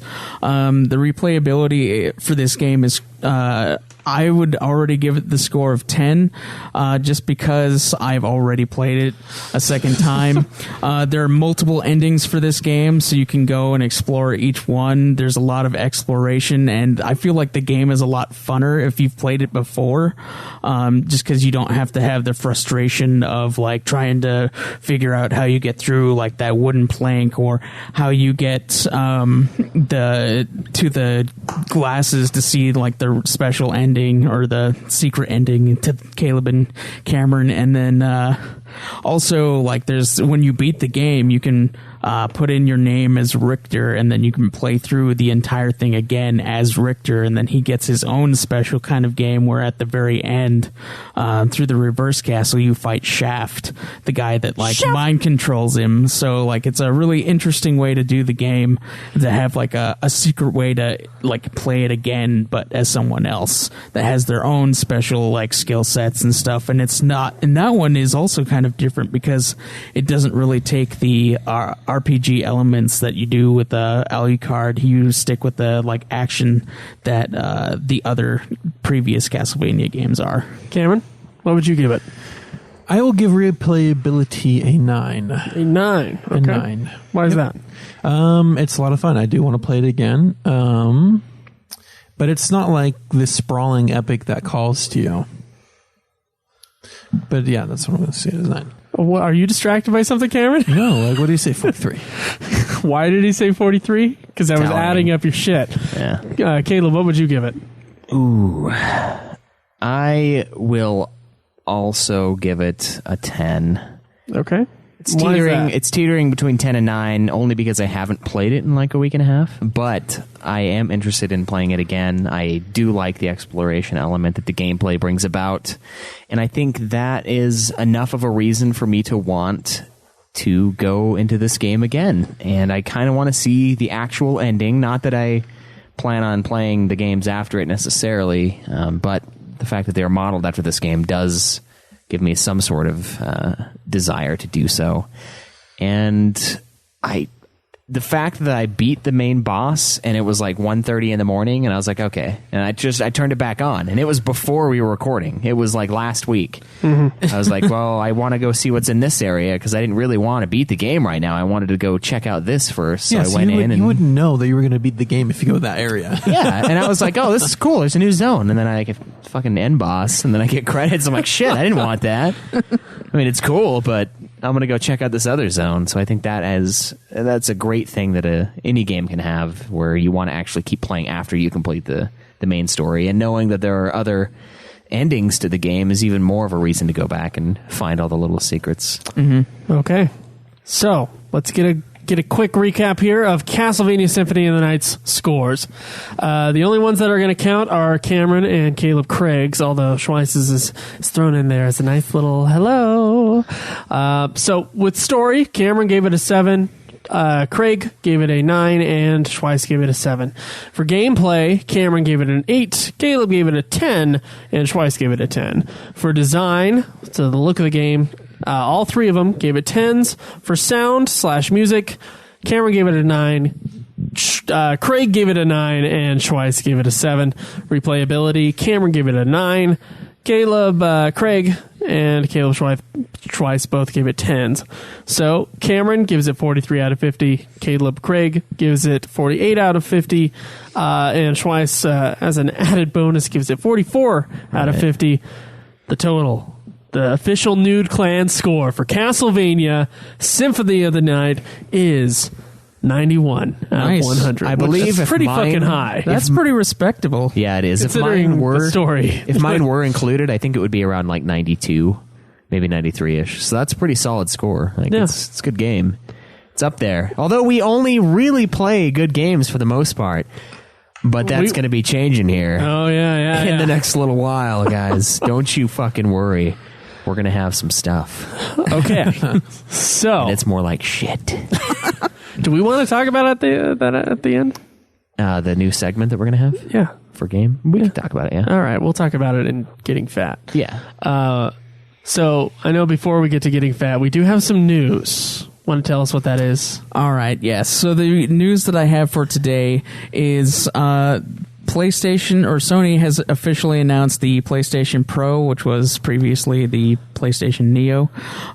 They promised the PlayStation 4.5. No, that was different. Yeah, it's something. I think that's something else. It's anyway, the same thing. Jesus Christ. But go ahead. Anyway, so the PlayStation Pro, they've made a lot of claims for this, that it will have double the power of the PS4, just in graphics and capabilities and in storage, and then also a lot of games will also feature a patch that will allow it to go up in Quality? Yeah, that so it can fit with the PS Pro. Also, there are certain games that will be designated for like that has the capability for the PS Pro. So it's going to say that it has the capability to be like higher than. Oh wait, so do developers? Are they going to be making games only for that system, or are they making it for the PS4 and then they're like, oh, upscale. But if you play Doom 4, then you can upscale it. Yeah, that's basically like they're making it. So for they're the forcing developers to make it playable on the PS4. They're making it for PS4, but if developers wish, they can make it or like higher level. If you're Square Enix, they're making the system actually be able to handle what you're coming out with. Like FF12. How that game actually looks is way better than what it looks like on the PS2. But they had to compress the fuck out of it to fit it. So they have to do that with all games, though. Not every studio. They still do. They still compress the there's some sort game in order to make it so that it's smaller and playable it depends. on the systems. There are some games that they don't, and they look amazing, but they're like 6 hours long. So it's kind of what you're after. So this is kind of a cool thing to give that leeway so that, oh, well, now we can make it look really good and have 60, 70 hours of gameplay. Yeah. Not going to buy it right off the bat. No. Let me ask you how much you guys think that this is going to cost. $500. $400. $4.99. It is going to be $3.99. Got some candy for me? $400 at launch. Yeah, that's pretty Where's solid. this Slim Jim? Yeah. Yeah, I need my meat stick. I'll give you a meat stick. He doesn't even know meat twigs. Yeah. I ain't got time for no twigs, boy. It's a tree trunk. All right. Do we want to get to getting fat? Yeah, let's do it. Well, do you want to talk about our nominations first? We do that at the end of the show, but we can do that twice if you wish. Okay, so the nominations for our next game review besides Diablo 3, which will be the next one. So the one after that. Doing Craig and I. Yes. Craig, what were your two choices? Resident Evil 4 and Costume Quest 2. Okay, I have beaten one of those. And my two choices are games that neither of us have beaten. We have Siren Blood Curse, the free PlayStation 3 game a little while ago, and Silent Hill, the original. I have not played Silent Hill. I haven't either. So that one, I feel like that one might win. I feel like I might lose for the first time. Feels like there's a little theme going on with you guys' games. Oh, there is. Yeah, the October theme. It's time for Halloween, and we might as well play in the spirit of some spooky games. Yeah, something that's a little creepy. In the spirit of super sexy. Yeah, we do all sorts of themes. The only show that does that's what you mean. Nobody else does. But now, now we do.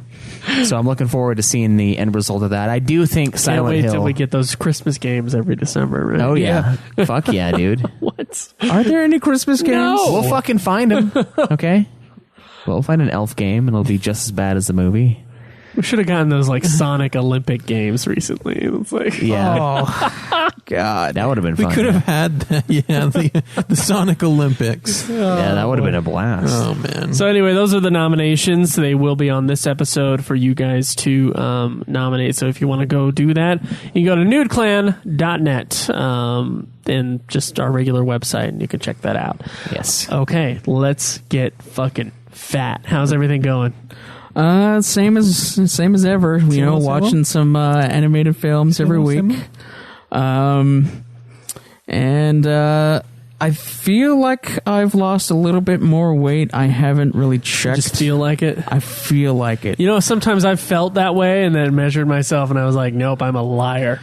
Well, I just had plenty of sleep last night and feel good. Well, the reason for this is I had to, for work, when I open up the store, I have to, shove my arm in this fucking, drainage pipe to get to this thing. Anyway. So is the key to the store in the drainage pipe?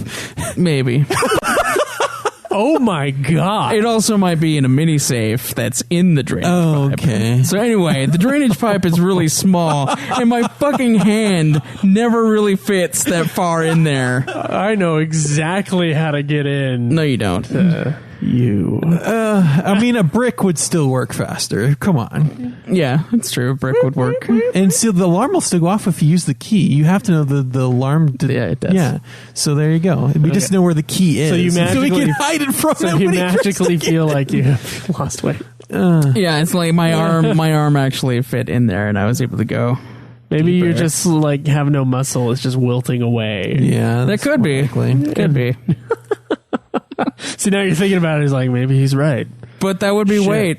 So Technically, he is losing weight. Then gaining it through other ways. yeah. Hey, you lost weight? Looks like I found it. Oh, Oh, nice. No. Cameron. I haven't been. So the only goal that I'm doing really well on is my book reading goal. Okay. My other goal of going to the gym is still I'm making my appointments. Making And those appointments. I'm glad, this glad last you're paying week, way too much money to go do that. and then last week, I did not take the train to work just because I was getting to bed super late, and so I haven't been doing that. So Let's just be honest. You didn't feel like it. Let's be honest. You'll Yeah, never when take it I, to work, or you're done. no. When I go to bed at like 1 in the morning, 12, and the alarm goes off at 5, You can snooze on the train a little bit. Yeah, but I have to fucking get on a bike and ride. I'm like, I just no. No, I don't want to do that. And so I just sleep for an extra hour and drive my car. Nice. Yeah. Cool story, bro. Yeah. Twice. All right. I have been keeping up on my goals pretty well. Oh. Haven't really done anything financially, I guess. I've been really cheap lately. I did go see a movie yesterday. I saw Sully. How was that? It was good. Yeah.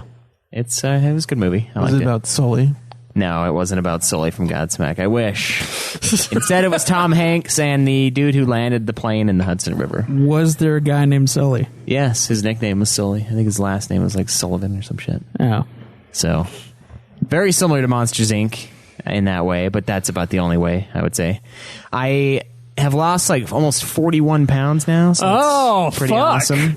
Yeah. Well, that's a lot for you. It is. It's starting to get hard. It's taken a long time to, How many To shit off those pounds pounds? away from your goal weight are you at this point? well, it depends on what I want to make my goal weight. Like Did you not set I one? thought you set a had a goal. goal weight. I think it was 165 is what I wanted to get down to again. Okay. And that's like 18 pounds away or something like that. Oh, that's like not bad. 183. That's not bad. I don't think It's like 2 or 3 more months, maybe. Yeah, at the rate now, yes. Before it was going way I've fast. slowed down as well, so. Yeah. But so that's been going pretty awesome. And let's see, I finished a book. It was a book for school. The second book this year, yeah. That's 3. Oh, it's the third one. Oh. Yeah, he reread one of the Game of Thrones. That's right. Ah, okay. I'm rereading the second one. It's fantastic. Best series ever. And yeah, it was like called the Exceptional Presenter for my presentations class. It's got some cool tips, I guess. I want to be better at it because I want to do a lot of stuff with like conventions and things like that for Final Fantasy. I really want to be like a leading figure in the community. Oh, do you? And to do that, I need to be good at doing that kind of shit. So hopefully that'll help me out. And other than that, yeah, school's been going pretty good. Doing great, I guess. It's still really early though, so it's whatever at this point. But yeah, everything's been good. Good. Haven't been fucking up or anything. All right. So I'm going to steal the spotlight away from all you guys, as per usual. Yeah. The first thing is I've lost. I hit that place that I wanted to hit for a long time. The G spot. The big. You finally reached it. Shut up. The big 5-0. I lost 50 pounds. Nice. So Schweiss, considering he's smaller than me, has been losing weight at a better rate. But I'm pretty fucking proud of 50 pounds lost. Which I think that makes me as skinny as I was when still fat, but as as fat as I was when we started Ultima Final Fantasy. Yeah. So I'm at 245, and I started at May 22nd. I think I was 295. Of course, that was after gaining like a bunch in like a couple days. Yeah, too. it was after gaining a shitload of When weight. you told me that, I was like, "What? My God!" I never went over 300. That never happened, thank God. But I am at 245 right now, and I'm still a ways away from my goal weight, but I'm doing well, and everything's going swimmingly. Now, there is something, Caleb Craig, Yeah. we need to discuss. Oh yeah. What's that? And that is that I was told that there's a movie that we share on a Vudu account that we're technically not supposed to share on a Vudu account, but we do anyway. There's a movie that a certain gentleman bought on that account and has been railing against, calling it possibly one of the worst movies ever made. But yet at the same time was like, hey, you watched that movie yet? Have you watched that movie yet? And I will partake wanted- as well. Okay. I wanted to know. I have watched said movie. Said movie was called Batman v Superman: Dawn of Justice. Now, this was a huge hit in the spring as far as like Money. cha-ching was concerned, but a lot of people expressed disappointment with the movie, and critics kind of ripped it apart as well. Now, I read your review of it, and it looked like gibberish because you just put a list of shit that I didn't give a shit about in the thing. It's because you didn't pay attention. Well, it's not because I didn't pay attention. I watched it last night, Jesus Christ, and I reread your thing afterwards as well. It's because he doesn't care about But war. it's because I don't give a shit about superheroes. So I don't give a shit about. I'm still talking right now, and I'll get to you in a second. I only want it judged as a movie. I don't care about any of the characters, what Lex Luthor is supposed to be like. I put in stuff that wasn't just comic book stuff. Anything like that. I did movie and I fan. do have problems with the movie, but being not a fanboy of any of these characters, I was watching it for the pure enjoyment of watching a movie. Yeah. So that's where I'm going to come from. Now, I give the movie a solid. I was going to give it a 4 out of 5, but it's because of the ending of the movie, I'm giving it a 3.5 out of 5 stars. Oh my God. I enjoyed it. Now, Caleb, you have to I realize. didn't love it. I enjoyed it. Now, I'm going to give you my spiel in a second. Now, tell me, as a movie, not as the characters that you know and love, as a movie by itself, what did you think? As a movie, it was poor. It had too many. It had too many plot points that it tried to like move through, and a lot of the setup for a lot of them were very poor. For instance, the meeting of Batman and Superman, where Superman just like randomly flies up to his car. It had no point in the movie other for them to meet, because the way that it was set up was Batman was trailing something that Lex was doing, and he already put the tracker on it with his little fucking sniper that he was like on the top of a tower for, and then he just decided to fucking chase him down for literally no reason when he could just wait till they are where they are and then go there. And Superman just randomly just flies up to him and is like, hey, you gotta stop. That's it. That was the entire purpose of that, like, almost 20-minute so you got scene. a scene with, okay, you have a logical gap in a scene. Okay. Yeah, that's ridiculous. And then also there's the scene where Lois Lane is trying to exonerate Superman for the whole bombing of the, like, meeting thing. And she's like, oh, well, it was lined with lead and he couldn't have seen it. But before he fucking tells her, like, after that happens, that he did not even look for a bomb. Why does it matter? He didn't look. And she was like, well, he couldn't have seen it, so he's fine. But he told her he didn't look. And that was one of the things that the people were criticizing him for, was that he didn't try to make sure that the place was safe. And he didn't. He admitted to it. And she was like, oh, no, it's okay, because he couldn't have seen it anyway. Well, it's true. He couldn't have seen it anyway. And that but power I didn't realize that was his power thing. I thought he got away with the bomb through security because it had lead. I didn't know that was a Superman thing. I didn't even see that connection. Exactly, because So it worked Superman. for me. No, Superman doesn't have the ability to see through lead. That is. I didn't. That is, and that's a power. Is that explained in Man of Steel? It wasn't explained in Man of Steel. He does not use that power, and it's not explained in Batman vs Superman. I will argue though that scene, at least that small, it was a throwaway explanation. That didn't fucking matter to me at all. And the reason why I say that is because all she said was that.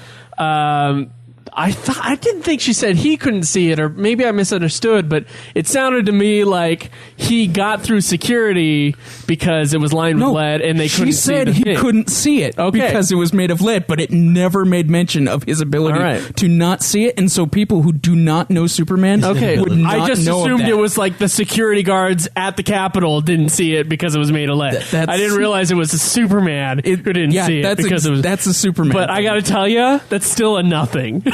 It's not It's still nothing. it is a nothing. If there's a huge thing that is entirely about Superman that is not explained, huge thing. It is a huge thing. Oh, it wasn't a huge. It is the a huge huge thing. plot point was the blowing up of the building. Exactly, That was the and huge they plot blamed point. him for it, and he accepted it, and she was like, no, it's fine. And then because he everybody's looks like, like he's- oh, well, guess what? It's okay now, because he couldn't have seen it That is anyway. not how people acted. No one said it was just No one suddenly said it was okay. okay, yeah. No, there's most of the people in that movie do not like Superman. No, that is what it turned into. That's another thing that was poorly portrayed, because they also said that a lot of people love Superman. In fact, Yeah, a lot of that people same- loved him at the same time. I got that. It's I got that there were a ridiculous. lot of people who didn't like him, and I got that there were a lot of people who did like him. I didn't think that was a plot hole. It was too focused on the people that didn't like him. Well, that's because that's and where that the was, conflict is coming from. Is because there's Batman who doesn't like him. Batman doesn't give a shit. No, Batman does not like him. At the beginning scene of the movie, Batman looks up and goes, I hate that fucking guy, and will have any excuse to be able to fight him at the end of the movie. That's what I saw in the prologue of the movie. It was fucking Zod that he was fighting in the fucking building. I don't know anything about that because I haven't seen Man It's of a Steel. direct connection to fucking Man of Steel, which is also kind of a poor thing. Yeah, but Batman looks up and he has a judgment call on Superman because of the destruction that Superman has caused. In Batman's mind, that's what happened. And that's how the movie goes along. And every little thing that he is given that makes it look like Superman's a bad dude just makes it worse and worse. He doesn't start with, oh, I don't care about Superman. He starts with, I fucking hate Superman. And then it gets even worse and worse and worse. And so that was one of your things that you pointed out in your article that I just totally disagree with. I think it was fine. The buildup was fine, in fact. No. I also agree. Sorry, I hate to interrupt. I think the buildup was fine. The thing about that bothered me is that everyone was so blind and accusing Superman of doing that heinous crime. Like everything that Superman had done, everything that Superman had done thus far was always kind of like a hit or miss moral situation. This one was clearly the wrong thing to do if he were to be the one that blew up or it was his fault. And I thought it was a joke that Bruce Wayne and everyone else in the media was always like, oh, they're like, it was Superman's fault. Like, what are you, fucking retards? This is not his fault that this happened. Like, the whole conflict between Batman and Superman, yes, it was set up well, but Batman is a fucking moron the whole time. He doesn't know shit. He's just assuming, like no one. It's I agree with that. I think that's part of his character flaw, though. It made the movie he doesn't take time to make a judgment. He just goes. It made the movie feel gross. Once again, I don't give a shit about how his character was. That's in any why other I'm not going to say anything about it, because that is a huge character problem. That's his character in the movie, and as the movie has fucking said, awful. that is his character, and I think it works cohesively in and of itself that way. Now I know he's much smarter in the Nolan movies and whatever the other shitty everything movie but Adam West. Okay, so comics. My problem with the movie, because there's a lot of things I liked about the movie more than a half star that you gave it. My problem with the movie is that there's actually 2 different movies going on in that movie. And what I mean by that is there's one movie called Batman versus Superman, and then there's another movie called Wonder Woman shows up and the fighting Uruk-hai. Those are 2 different plots going on at the same time, and they don't support each other. They're separate. And so it's not like you're cross-cutting and then at the end of the movie, everything comes together, which is what they tried to do. One thing ends and the other begins. Yeah, the movie ends. Yeah. And then suddenly the movie keeps going with this other movie. And it ends in a decent spot to end. Yeah, Like, it I would've been honestly much better. like Superman and Batman. They're like, "Oh, you gotta go save my mom," and he's like, "All right, fine." And then she throws the thing down the hole, the pit, or whatever the fuck it was. Right? And then Batman is like, "Oh, you're gonna Lex Luthor, you suck," or whatever. And I thought the movie was just gonna end there. I was like, you know what? I'm gonna tell Caleb tomorrow. I'm gonna tell him he's a piece of shit because this movie was like enjoyable. And I know that the Wonder Woman subplot was stupid and it was a setup and it done, but then the Wonder Woman subplot becomes the plot of the movie. Yeah. And then at that point I was like, oh no, yeah, this is not, they should have cut all this. They're like every scene with Wonder Woman in it, besides maybe him meeting her for the first time and it being like a weird introduction. Yeah, like a little cameo. Everything could have been cut and the movie would have been 50% better. So that was crappy, and that's in the screenwriting. That in fact, I think the only thing bad about this movie, with the exception of in the editing room, they weren't willing to cut scenes that set up other movies. And Superman could have not died as well. Like, the movie could have ended with Batman and Superman, and it's kind of like lukewarm and kind of like, oh, we fought, but we shouldn't have.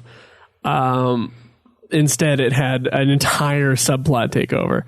I think that the movie would have been decent as itself, as Batman versus Superman. If that was the only thing the movie was paying attention to, those were the scenes that worked the best as well.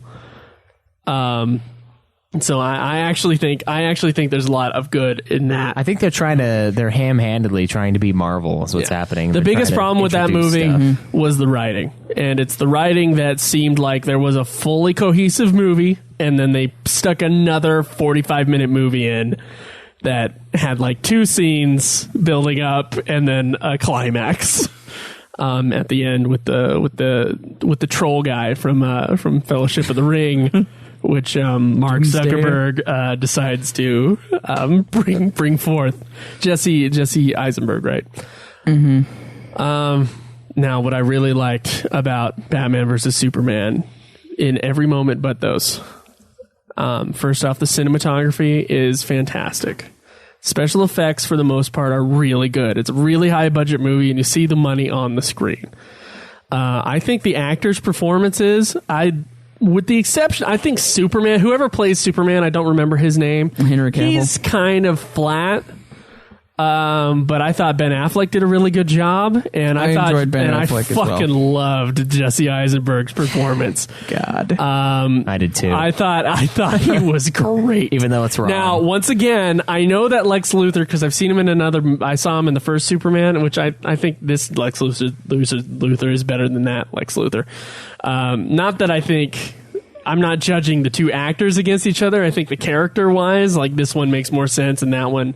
I remember with the first Superman, whenever the first Superman took itself seriously, it was a better movie. Mm-hmm. And every time Lex Luthor showed up, it wasn't a serious movie. Plus, you have to realize... It became like a slapstick comedy for those scenes. This is Lex Luthor's son, too. This isn't Lex Luthor, so it's fine that it's a different character. What? Yeah, it's he supposed says to be his father was Lex Luthor. Yeah, it's not the big, bald, ripped guy.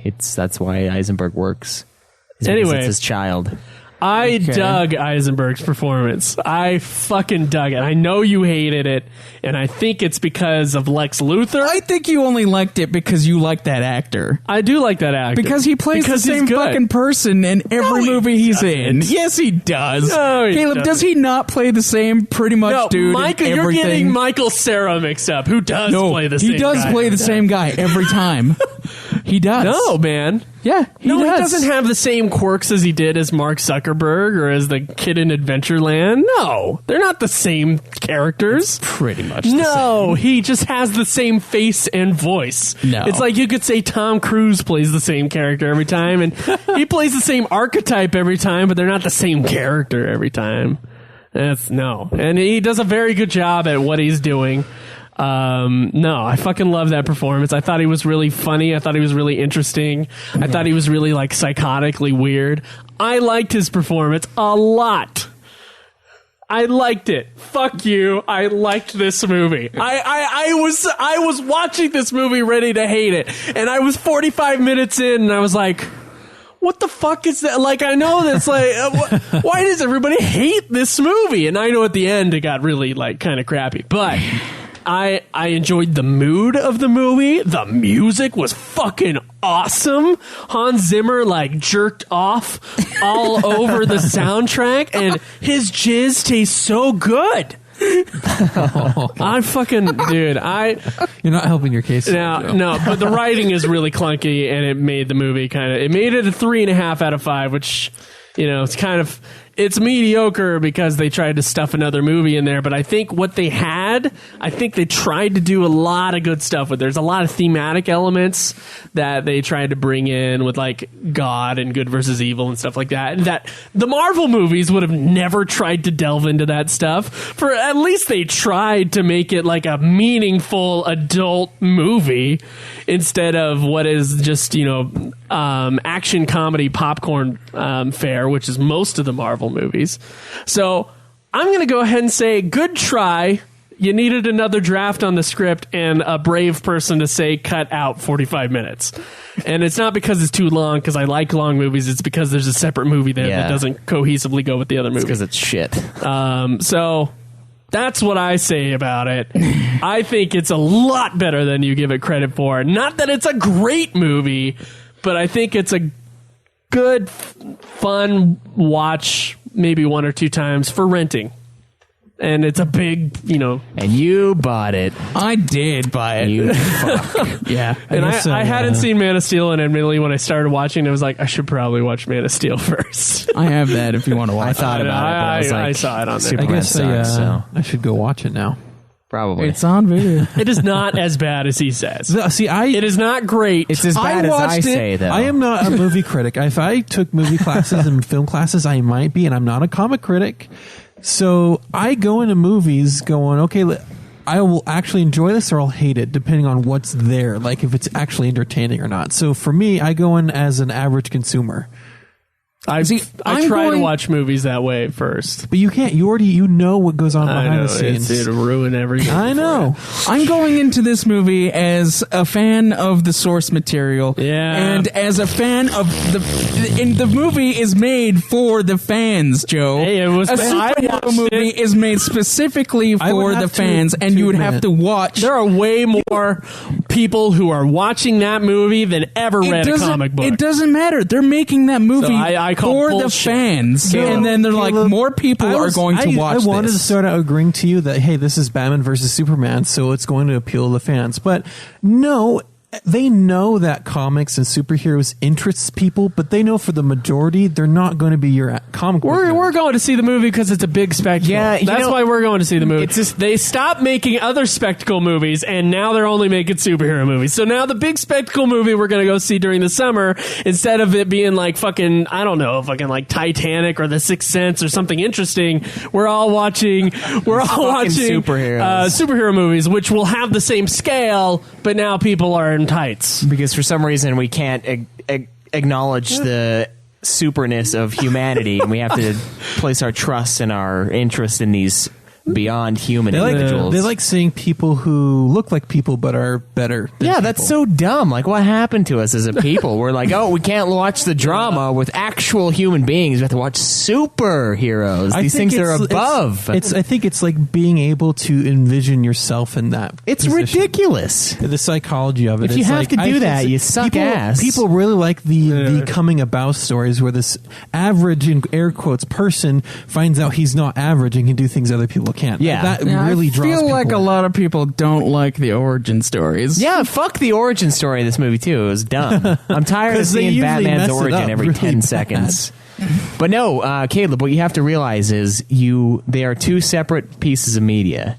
There's the comic book, and then there's the film. I'm aware that there's two separate things. You can't say it's just for the fans. If it's a good movie, it's a good movie. The sort of truth. Fuck the source material.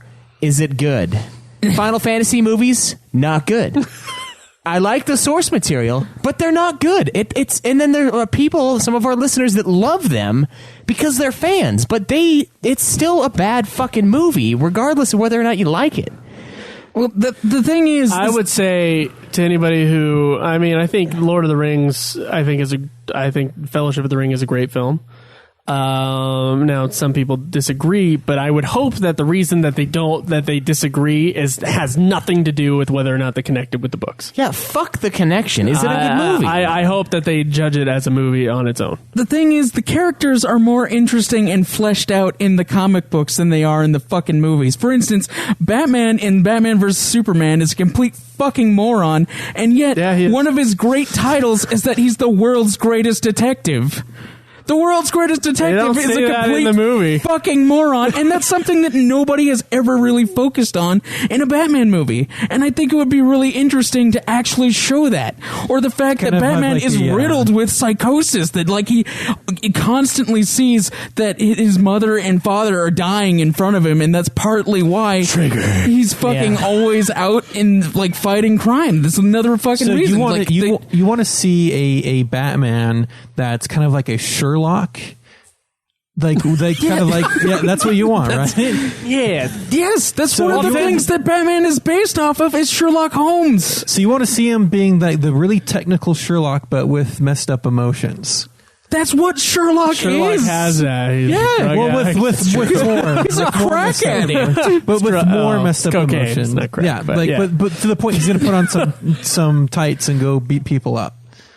he has armor, but dude, you heard him. He said, "Nah." Now we must move on. So he wants a movie that's a little bit slower paced. Then he doesn't want it to be action packed. He wants it to be him figuring out the solution. And I understand that you have problems as a fanboy of Batman and Superman, especially Batman.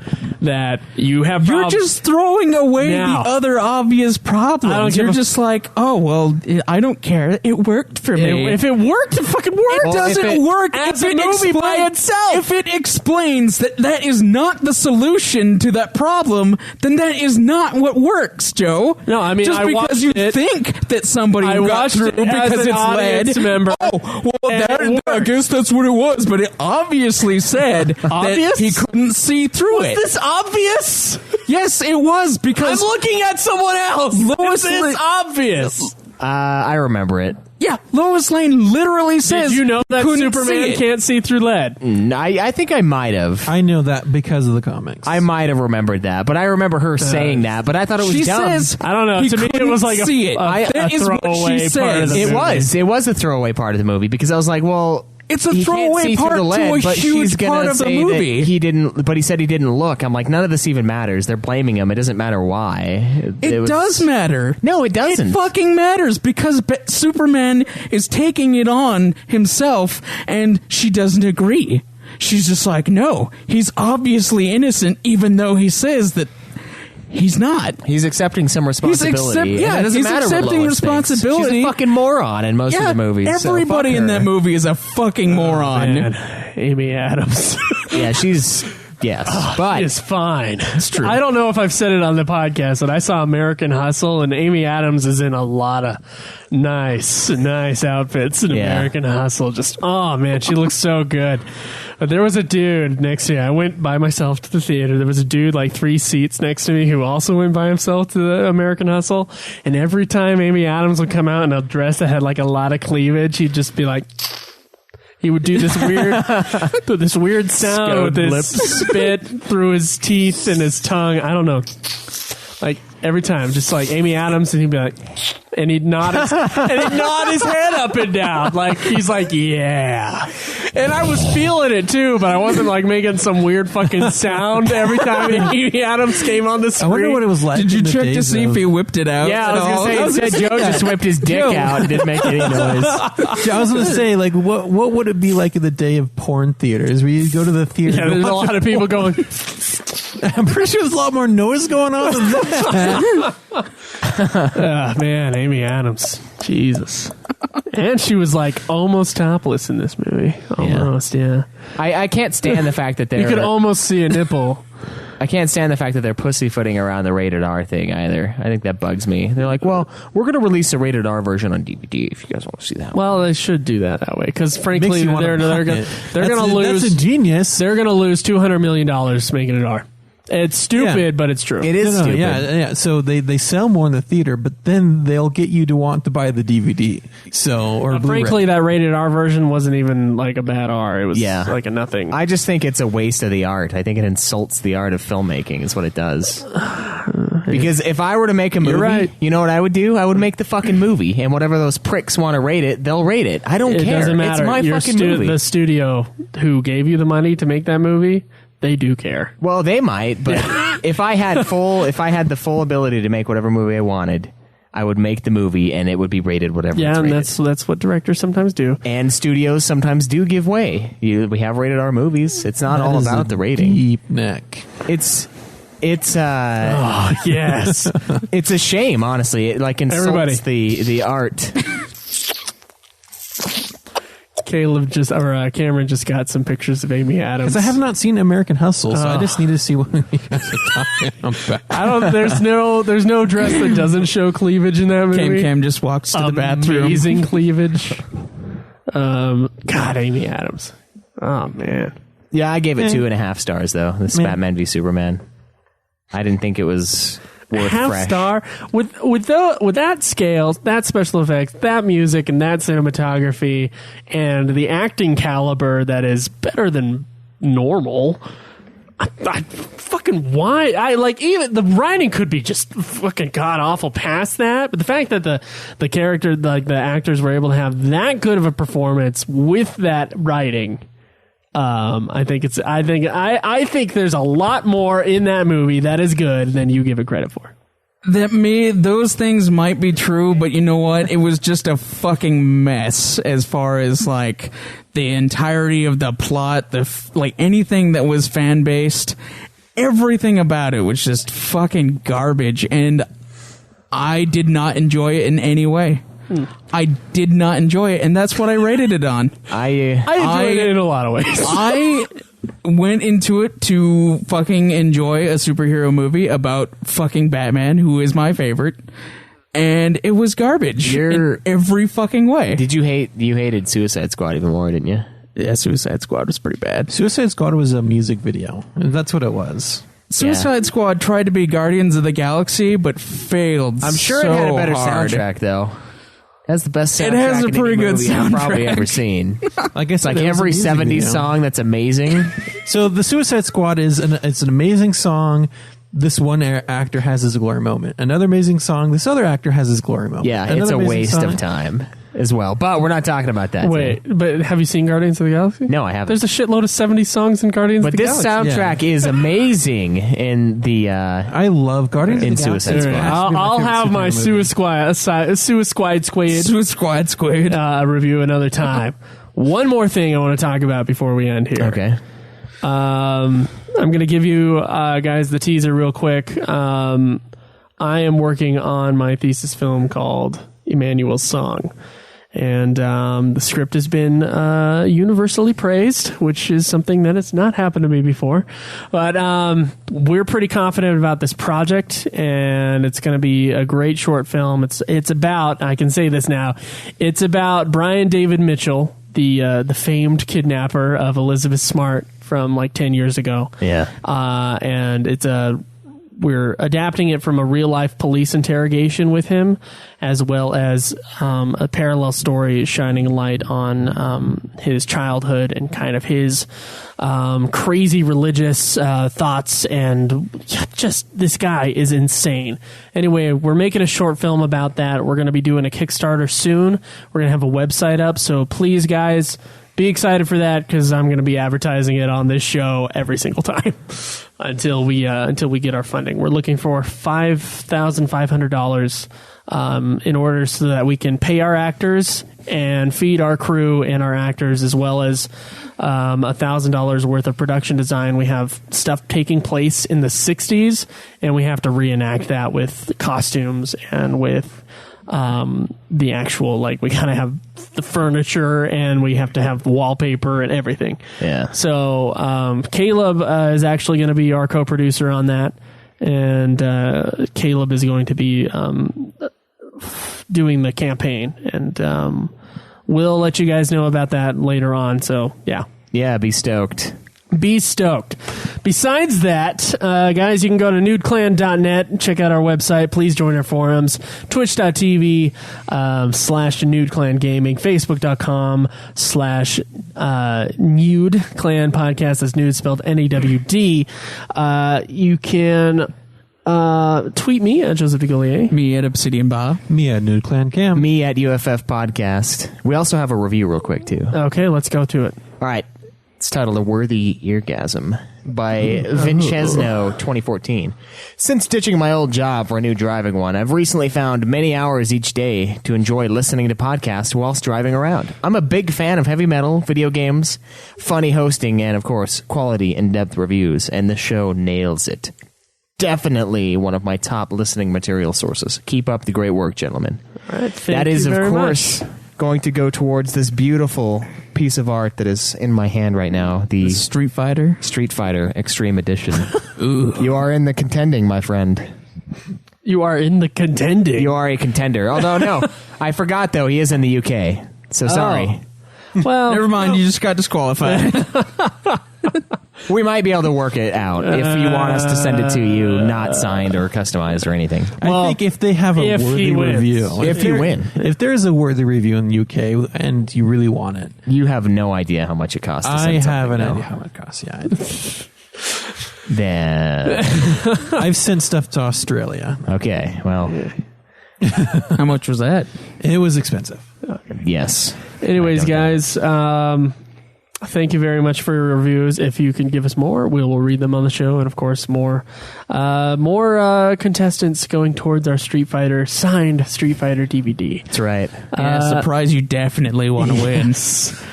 All right, well, I think that's going to be it, if I'm not mistaken. We'll see you guys next week. Enjoy the nude. May the list go on. Live always in the nude. Fuck off. Yeah!